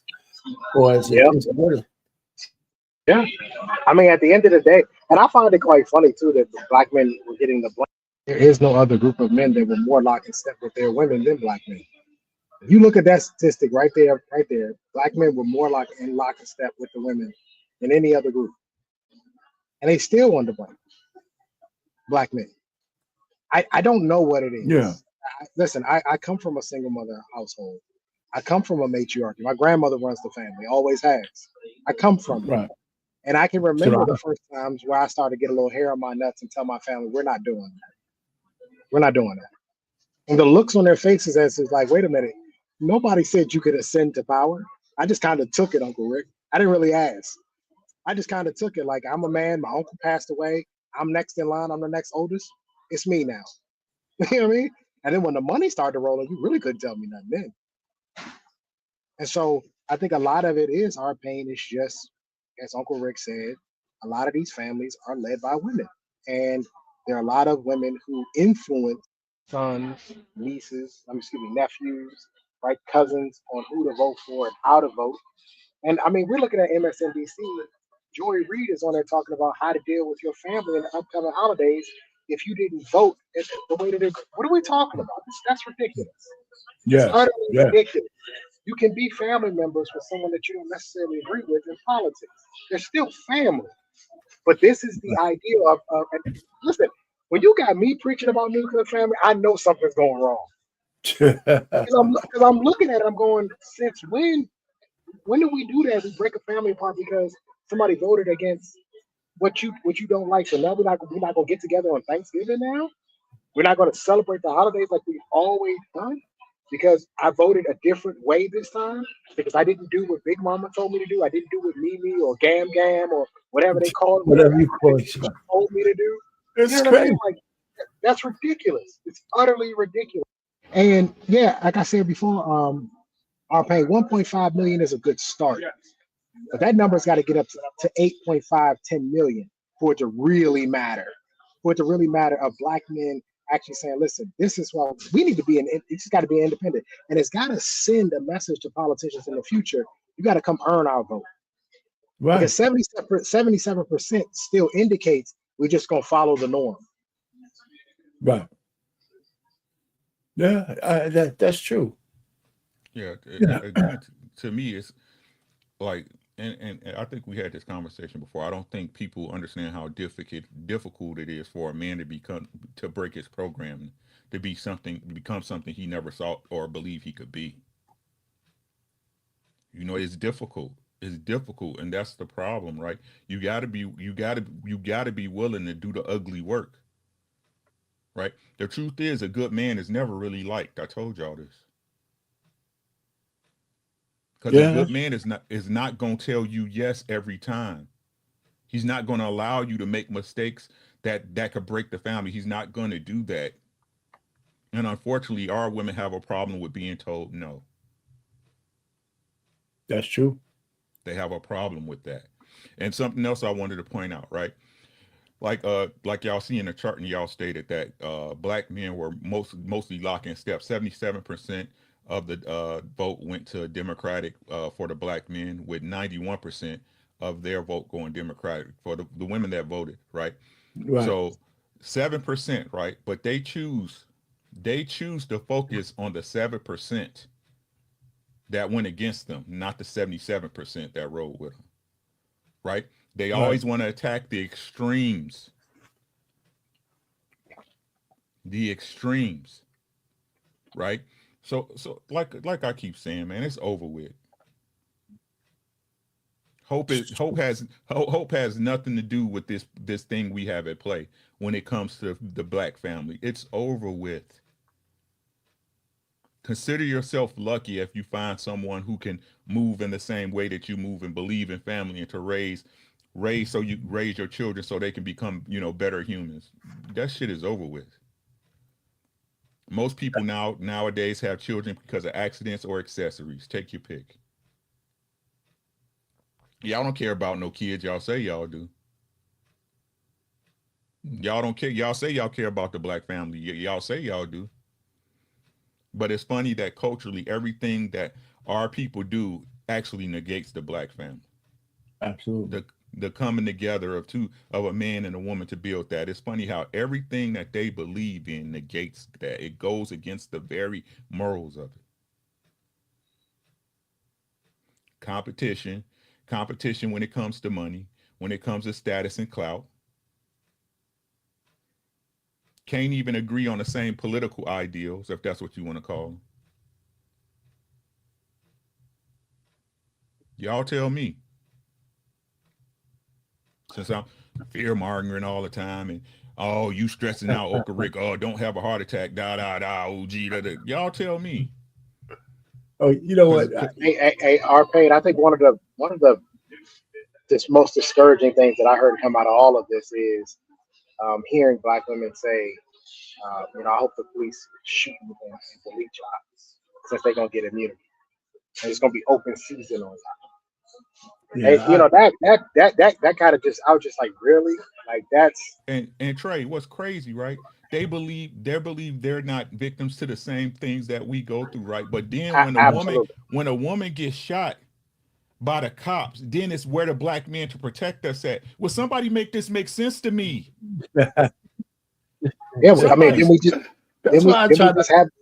we just have a big case with the chicken and the hot water this year? And Trey, that's what I'm saying. We talk about things here, but then when we go past it, everybody act like it didn't happen, like we didn't discuss it or talk about it on these very panels that we sit on to enjoy ourselves when we get home from work at night. That's what's crazy to me. Right? They say, look at Trump's reaction. Again, check the timeline, right? Oh, Trump's reaction to the pandemic. Well, wasn't Trump the first one to say lock down a country so these people from Europe don't get in here? Yeah, his first instincts were right. He should have trusted. He should have stuck with it. Right? Didn't Trump, like I said, I covered these things. When they say Trump, he mishandled the pandemic. I remember looking at this on the news, and if y'all want to tell the truth, y'all know how Trump handles reporters. When it was March, and I remember this specifically because my grandson had a wrestling tournament in Arizona that we went to. Okay. Right? He had a wrestling tournament. And it was all crazy, everybody was starting wearing masks. And if you anything like me and my wife, we people watch, you know what I'm saying? We were tripping, you know what I'm saying? We're like, she got a mask on, but she coughing in a mask, so she gonna stay sick. These people stupid, you know what I'm saying? Like, that's how we do, you know what I'm saying? We sit and we talk, right? And I'm telling my wife, I was like, watch by the time we get back from this tournament, it's gonna be crazy. It's actually, and they actually did it and canceled the tournament, right? They canceled the tournament because COVID had went crazy. And I remember when we got back home and we watched the news, and they was having a press conference. You know how they do, done, the press secretary, all that stuff, right?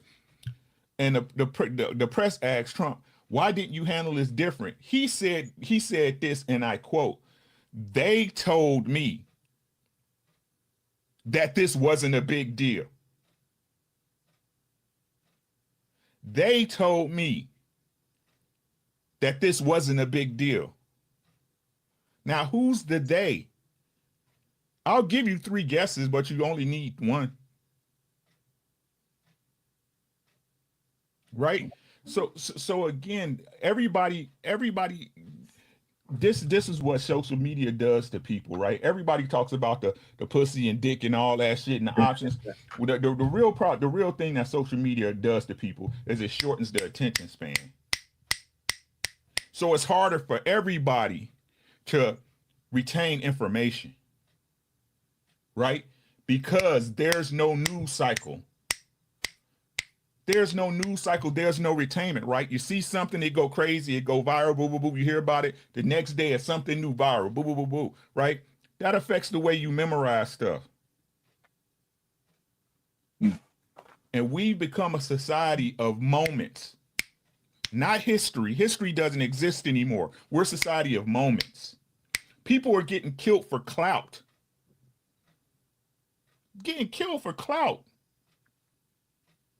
Stupid stuff. Because everybody want to blow up, right? Because everybody's living in the moment. No one's looking to us tomorrow. This is the first time the Democrats look to us tomorrow. Y'all know that, right? Now that Trump in office, now it's, such, right? no, he's going to do this. He's going to deport these people, right? He's going to now everybody want to look forward, right? That's funny, right? But that's nobody was looking forward, right? Nobody was looking forward when they lied to y'all about the job markets and the numbers, right? Nobody was looking forward when the Fed was supposed to drop. They should have dropped the rates at the beginning of the year, not the summer, right? Because y'all didn't have to know about that because they was in office. But like I said, y'all, hey, if I'm wrong so much, y'all tell me. No, I tell you what, it's all good. I mean, every so often we need to just kind of lay it bare for people to hear. And people, like you said, some people are going to retain information that they want to retain and forget the information that they don't agree with. I mean, it just happens, right? And then you go on to the next thing. I just think that I would like to say we're at a crossroads, but we're going to need to have some more time to figure it out. And then shit might go back, right? Because again, the population is kind of fickle. All right. I mean, it's fickle. I mean, we see the electorate made a great decision by not putting Harris in. Maybe it was an easy decision, but every so often when you put people together, they do stupid shit. Just happened to be a good decision, for the country, right? And it was the common man said, "Yo, what you're doing, Democrats, is something we can't get with." So now over the next 4 years, it's Trump's to mess up. And then it's for the Democrats to come up with a new ruse. And that's what they're working on.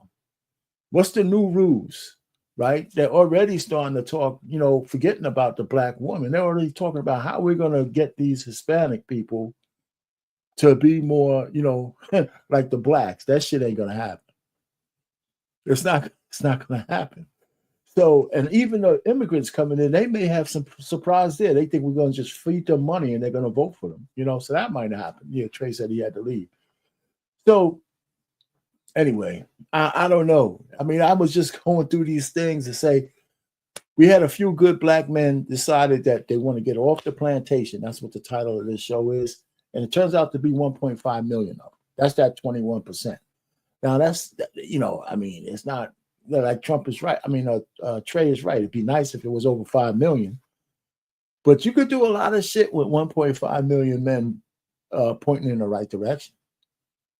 I think so. I think so. As long as we don't lose the momentum. So that's the key. How do we keep the momentum going before some of them get weak and revert back? Yeah, I think that it's always that people who think independently are always going to be the minority. You know what I mean? Yes. Yeah. As a whole, I think the country really is just ready to get back to doing good business. You know what I mean? Okay. I think that's the biggest thing is that everybody's just looking to get back to good business. I don't think America has a working problem. I think America has a compensation problem. Okay, I'm sorry. If you hear that. No, you're right, boss. Yeah. Like I think it has a compensation problem. I think people don't have a problem working as long as they can take care of their families. Like I said, we all got to eat. You know what I mean? Right. That people could take care of their families, and I ain't gonna say live comfortably because that's subjective depending on what you consider comfortable is. But be able to take care of their bills and go on vacation every once in a while, feed their families, things of that nature. I think I can't even say I'm sorry for this anymore because the writing's on the wall. I think it's gonna take like a extension, a existential event. It's gonna be. It has to be something like a war, something like that. You know what I mean? Something crazy for black people to actually say to themselves, especially black men, to say to themselves, "Hey, this what's been working ain't the way." You know what I mean? I just think it's not for everybody. So let me ask you this question though. In the Times, let's say black men want to marry black women to the rate of 85%, right? They say that, but it's really not a tenable situation because It's really not, you really don't have slim pickings, especially if you want to start your own family. Forget about the baby mamaism and the stepdad. I mean, some guys actually have good reasons why they just want their own legacy. Doesn't have to be that way, but that's the way it is, right? But I just think that, we're going to start seeing more and more brothers who are getting on their square dating outside of the race because they can't find nothing inside, or that's not going to matter. Or you think that's going to matter? Or is it already happening? I don't ever, because again, I believe that most people are attracted to people like them. You know what I mean? Yes. I think the numbers that we're looking at now will probably be the tops. You know what I mean? Okay. I honestly think, this is my opinion. I might be wrong on because it's just my opinion, right? I believe that most black men want to marry black women. I believe, 85%, right. They say. Right. But the thing is now it's just that it's kind of like going to Vegas a lot. You know what I mean? After a while, you learn, hey, I'm gonna play this machine till however long, then I'm gonna jump off and go see if I can win somewhere else. You know what I mean? But I think right now, especially with the way the money is set up, the way the economy is set up, it's too risky for men because it's hard enough taking care of themselves. You see what I mean? Yeah. It's hard enough being able to survive. And like I said, be comfortable depending on what you believe that is within your state of finance, right? And be comfortable. And then it's too risky to put that, to risk that with a woman. And I totally understand what the sisters say. Well, some of y'all ain't got shit to take in a divorce. That's you goddamn right. Right. You know what I'm saying? So you're proving our point. You understand what I'm saying? You're proving our point because either way, people hate starting over. I don't care what nobody say. Everybody, just pick up. No, people. I hate moving and I hate starting over. You know what I'm saying? I'm with you. So that makes the point even more valid. That why should men, especially, no matter what y'all say, no matter what y'all do, he's expected to carry the load, right? Or let's say y'all 50-50, whatever, right? Let's say that's ideal and that's what you say what your relationship is. But it doesn't matter because when shit hit the fan, you're gonna look at that man to save y'all. When shit hits the fan. Absolutely. That's why there's no such thing as real 50-50. Exactly. The man is always gonna have to do the extra step, man. And that's just, and I think that's the way it should be. Now, so what I'm saying is part of the calculus, I think, for a guy looking for a wife has to be, is she amenable to not even 50, just being available as part of the financial infrastructure of the house, right? Because it doesn't make, to me, it does. So you got to look for the kind of woman who has a mindset like that. Right. And what I'm saying is, I don't want to be tainted just by the internet because there got to be sisters out there who understand better. They can't all be these, hyena class. They are, right? But they, like I said, again, my shit is circular because it's true. And I said this here. The reason is, the reason why they won't, because they wasted on the one person they shouldn't have been with in the first place. Yeah. Okay. Yeah. You see what I'm saying? So now that wall is built up already, that distrust is built up, and not just the distrust, but the lessons that they fought against, that their mothers and their aunties and their friends taught them about being financially independent and his money being your money and your money being your money and all this other stuff. You see what I'm saying? Yeah. So like I said, we say we want families, but the teachings and culture that our people reside in says everything against family. That. Right. It shouldn't matter. It shouldn't, because it didn't matter to me that my first baby mother did X, Y, Z. Right. I still had to be financially responsible. Right. With my wife. Right. Right. Why don't we get that excuse? You can't, because you're a man. Because at the end of the day, just like me and you said, right, when it come down to it and the rubber hit the road and it get real, everybody's going to be looking at you to fix it. Yeah, exactly. Let me say this though, Rick, Uncle Rick, about this. You might be asking out there in the chat why we're talking about this particular issue and what does that have to do with voting? It has everything to do with the way you vote. It's because it's a battle of ideology, right? There's an ideology that says all that crooked shit is the way we're supposed to live. And then it's conservative kind of like, and people are voting for the party that allows them to run willy-nilly. right? And has no morals, no culture, no nothing. Just, whatever you feel as an individual is okay. And then we'll come protect you if you're stepping on the right to the person who wants to go straight. And that's the biggest problem, if you ask me, in my opinion, right? Again, men don't have these safety nets that the women that are women have, right? If y'all really wanted to get down to the brass tacks, cut all these social programs and let's see you have stuff going on. Right. That might be what they're really afraid of Trump for. Right. But like I said, it doesn't bother me. I could care less if they cut food. I could care less. You understand what I'm saying? I get up. I've been working since I was 14 years. I'm probably going to work to the day I die. I'm hearing. You understand what I'm saying? This is what I'm saying. These are the things that we don't want to admit, bro, that we don't talk about that really goes on. You niggas like being babied, bro. Do y'all think I like getting up every day of my goddamn life and going to work when I can lay back and get a check and spend food stamps? But that's not it. Hey, Mandrell, can you come on camera? Because we got new rules over here. I can't break them. That's not it, right? We supposed to be men. Right. And if you a woman, I don't understand these things. Like when a woman tell me she don't know how to cook, you not a woman. Don't women like to cook? I was taught that women enjoy cooking, that they love making meals for their family, even if they were single mothers. They love feeding their children the right nutrition that we could, at least within reason, in this goddamn country where the food all messed up. You know what I'm saying? I hear you. I hear you. Oh, I don't want to clean up. You a woman? You don't like a clean house? You don't like the smell of Pine Sol? You want people to come into a dirty house?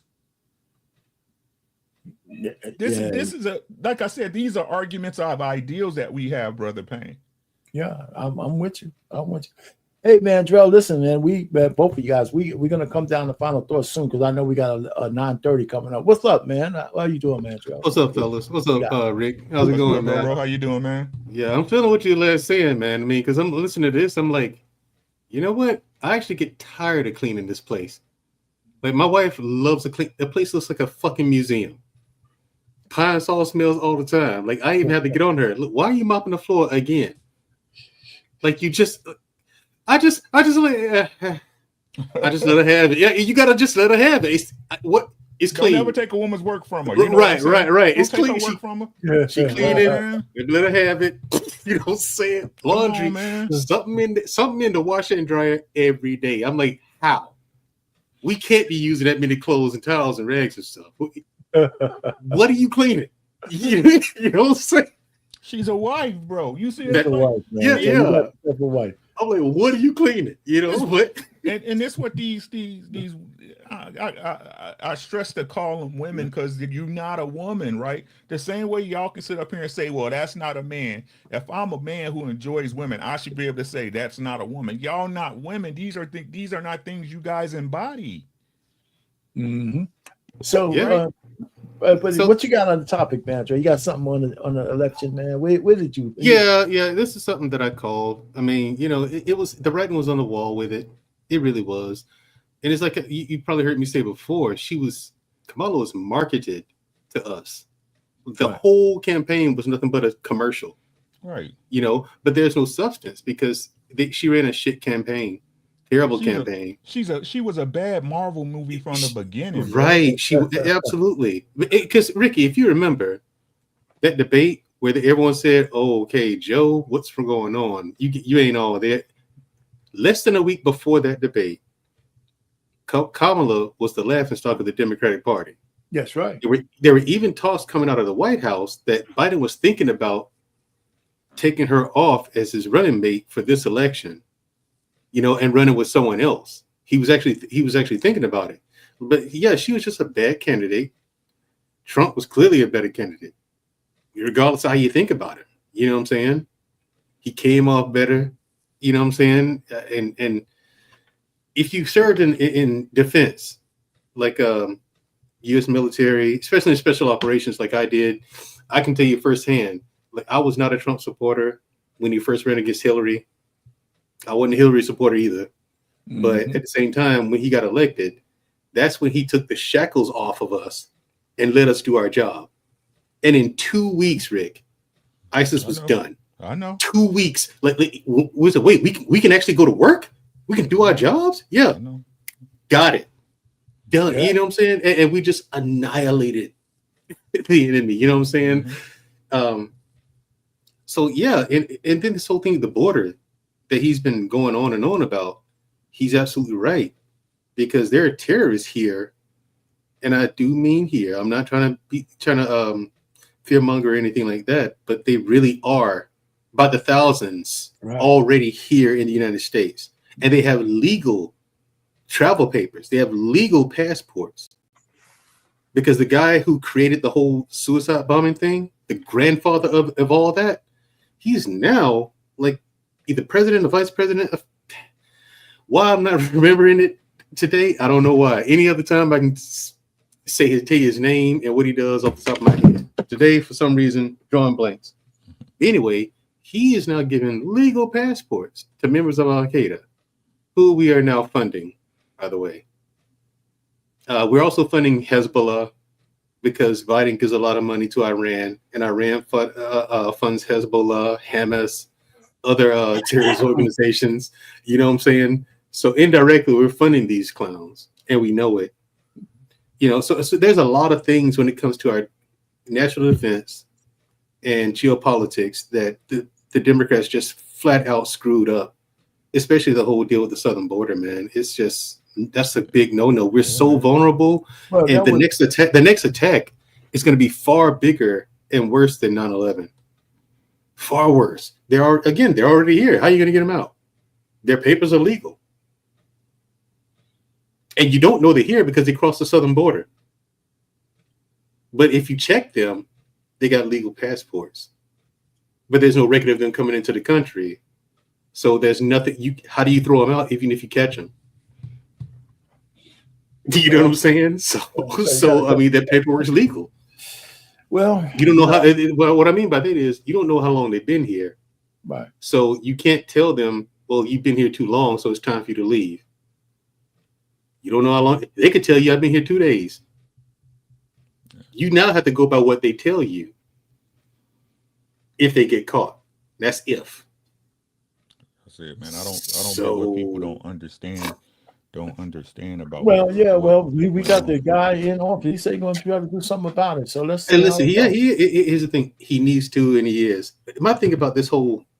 I heard you guys talking about the black people in the Democratic parties and all that stuff. Here's what gets me about that, and I always never understood is that okay, by and large, I'm talking about in the 99 percentile, black people are conservative. Exactly. It's a reality that people just refuse to accept. Come on, you go to church. We think about how your grandma went to church 4 or 5 days a week. You know what I'm saying? She's in church, and they pump Christian conservative values in us at a very young age. You know what I'm saying? These are conservative values. Most of us are largely Christian, even Muslim. Those are conservative. Islam, those are largely conservative values. So the black community is a conservative part of our society, and so, but we vote Democrat, which is not conservative. You know what I'm saying? My sister and I did a show when we were doing our show on this network where we went through a whole timeline of events, and we showed people, pointed out the time, the year, and the event that happened. We saw this slow turn from black people supporting the Republican Party to the Democratic Party. We also explained when the Democratic Party changed. Because if you remember, Payne, I'm sure you do, you were alive for this. They used to call them the Dixiecrats. Mm-hmm. Right. Yeah, your boomer generation, you guys were around for that. When they used to call them black people the Dixiecrats. Yeah, exactly. And remember when back when they signed the Civil Rights Bill and the Voting Rights Act and all that stuff? The Indian Rights Bill. Right. That's when the president said, okay, now when I sign this is going to mark the end of the Dixiecrats. And he was right. He called it. And that's when black people, because all those, racists, the people who hated black people, they switched, because they signed those bills in favor of black people to give us the right to vote and equal rights and all that stuff. And that's when a lot of those people left. But now they've been largely quiet. And I don't think Trump is a racist. Trump just played a smart game when he first ran. When he was saying all that crazy stuff, all the racist dog whistles, what he was going for is that part of America who lives in the mountains and in the country, who don't vote, didn't care about vote. And that's because they feel like they had no one representing them. He manipulated those people into thinking he was on their side. That's why he was saying all the dog whistle language. He just got them to come out the mountains and voted. That's why when that first vote against Hillary, he won. It was manipulation of those people. They're soft-minded anyway, people. Come on. He's an elitist. He doesn't care what your race is. Can you make him money? Can you do the job? That's what he cares about. He doesn't care what your race is. We're gonna have to go through final thoughts here because I gotta get out of here in the next 5-10 minutes. Okay. All right. So I don't know. You got anything? While you're here, you got anything more, Mandrell? Then I'll let Uncle Rick go. Then. Yeah, be on your guard. Go get a gun license. Go to the range. Take a firing lesson. Take lessons on how to shoot because you people don't know how to shoot. I'm in the range all the time, and I outshoot cops, FBI agents. I outshoot them all by far and away. And okay, these people. There's more to firing a gun than just buying a gun and some bullets. Find out what bullet. You don't know what grain of bullets you're using. You don't know if you're using full metal jackets, braided ammunition. You don't know anything about the bullets you're buying, let alone the gun you're firing. It's just a 9mm. People, educate yourselves. It's important. Also, when it comes to this, don't divide families because of different political beliefs. Someone voted for something different than you did because they have their reasons. Remember, family is still family. Absolutely. Always keep it together. That's it. All right, Rick, what you got? Hey, thanks, Mr. Payne, for having me up, bro. I appreciate you, man. Always good to see you, bro. Let me tell y'all, like I tell y'all, buckle down, make your beds, gentlemen, take care of your house. Right, that's the only place you can. That's really all you can do anyway, right? And ain't nothing wrong with the hood, but the people in it, right? So y'all be easy, stay safe. All right, gentlemen. All right, so listen, I appreciate everybody coming up. The chat was lively again today, and so I know I do have one more thing I want to share. Yeah, thank you for having me, Mr. Boomer. You're complaining again, like boomers do. What happened? Boomers, you're complaining again, like boomers do. I'm not complaining about anything. Everything is cool. Boomers are always complaining, RP. Okay, I got. Not that you don't have your reasons. I'm not responding to any more of them Trump cult members. Them people is ignorant. That's not what I wanted to do. That one is not it. That's the Black Man Unfiltered. Anyway, it didn't work out. Anyhow, man. Listen, I don't need to show any more videos. Hey, listen, thanks for coming up, man. Where you been? Yeah, thanks for having me. Marriage is keeping you down, huh? Keep me down? No, I'm not keeping you down. I mean, keeping you locked down. It's keeping me locked down, but it's okay. Yeah. I'm enjoying it. So I'm enjoying it. Yeah. Well, this is your first year, right? Yeah. Is it? Yeah, still in the first year. Well, we just got married in February. All right, so you got honeymoon vibes, man. Still. Yeah. So I don't know, man. That's cool, man. Any kids in the picture? Not yet, but is that the plan? Oh, yeah, absolutely. Yeah, that's the plan. There you go, man. There you go. Hey, man, enjoy. Let me tell everybody, listen, it was another good show. I appreciate all the commentary. Thanks, man, Joe, for coming up. And your TJ and Uncle Rick and Trey, all the folks in Catalia, Milani, Seek Truth. Edward, listen, this was pretty cool. Every time I start one of these things, I say, got to get the butterflies out and then we get started. But I think this was a great election for us to learn some things about how we vote as Black people. And I think we need to change some things in the way we do, the way we outlook it. The women, again, you'll stick out like a sore thumb. And I think you guys are backing the wrong horse, especially going into the future. And 79%, 77% of the men are as well. So we need to change that. But Trump has to give us a reason to do that now that he has the helm. So the work still has to be done. So with that, I'm going to say, good night to everybody and have a good Monday. Mayhem Monday's coming up next. So stay tuned. It's going down like a rodeo. It's going down like I told you so. It's going down like a rodeo. It's going down like I told you so. I hope you're all here for the ride. Come inside, cause it's going down tonight. Only here for one night, no lies. Come and saddle up a ride. Need a yeehaw, you know how ye. Here for one night and we just wanna party. In a fast car, a Ferrari. It's a push start, I don't need a car key. Slide on Broadway, and it's gnarly. On a late night, but I'm not tardy. Right on time for the parties and Barbies. Strolling with a chunk of green like a golf swing. Hey, hey, hey, hey. Bottles on ice, mess around these skates. Hey, hey, hey. If I gotta say it twice, then I got nothing to say. It's going down like a rodeo. It's going down like I told you so. It's going down like a rodeo. It's going down like I told you so. I hope you're all here for the ride. Come inside, cause it's going down tonight. Only here for one night, no lies. Come and saddle up a ride. Come and kiss me up, it's going down. Like a train with no brakes, I'm not slowing down. See us showing up, we're showing out. Better pack it in till they kick us out. I'm no nailing them, I'm a lunatic. It's no telling when I get loose a bit. Got my baby, my boo.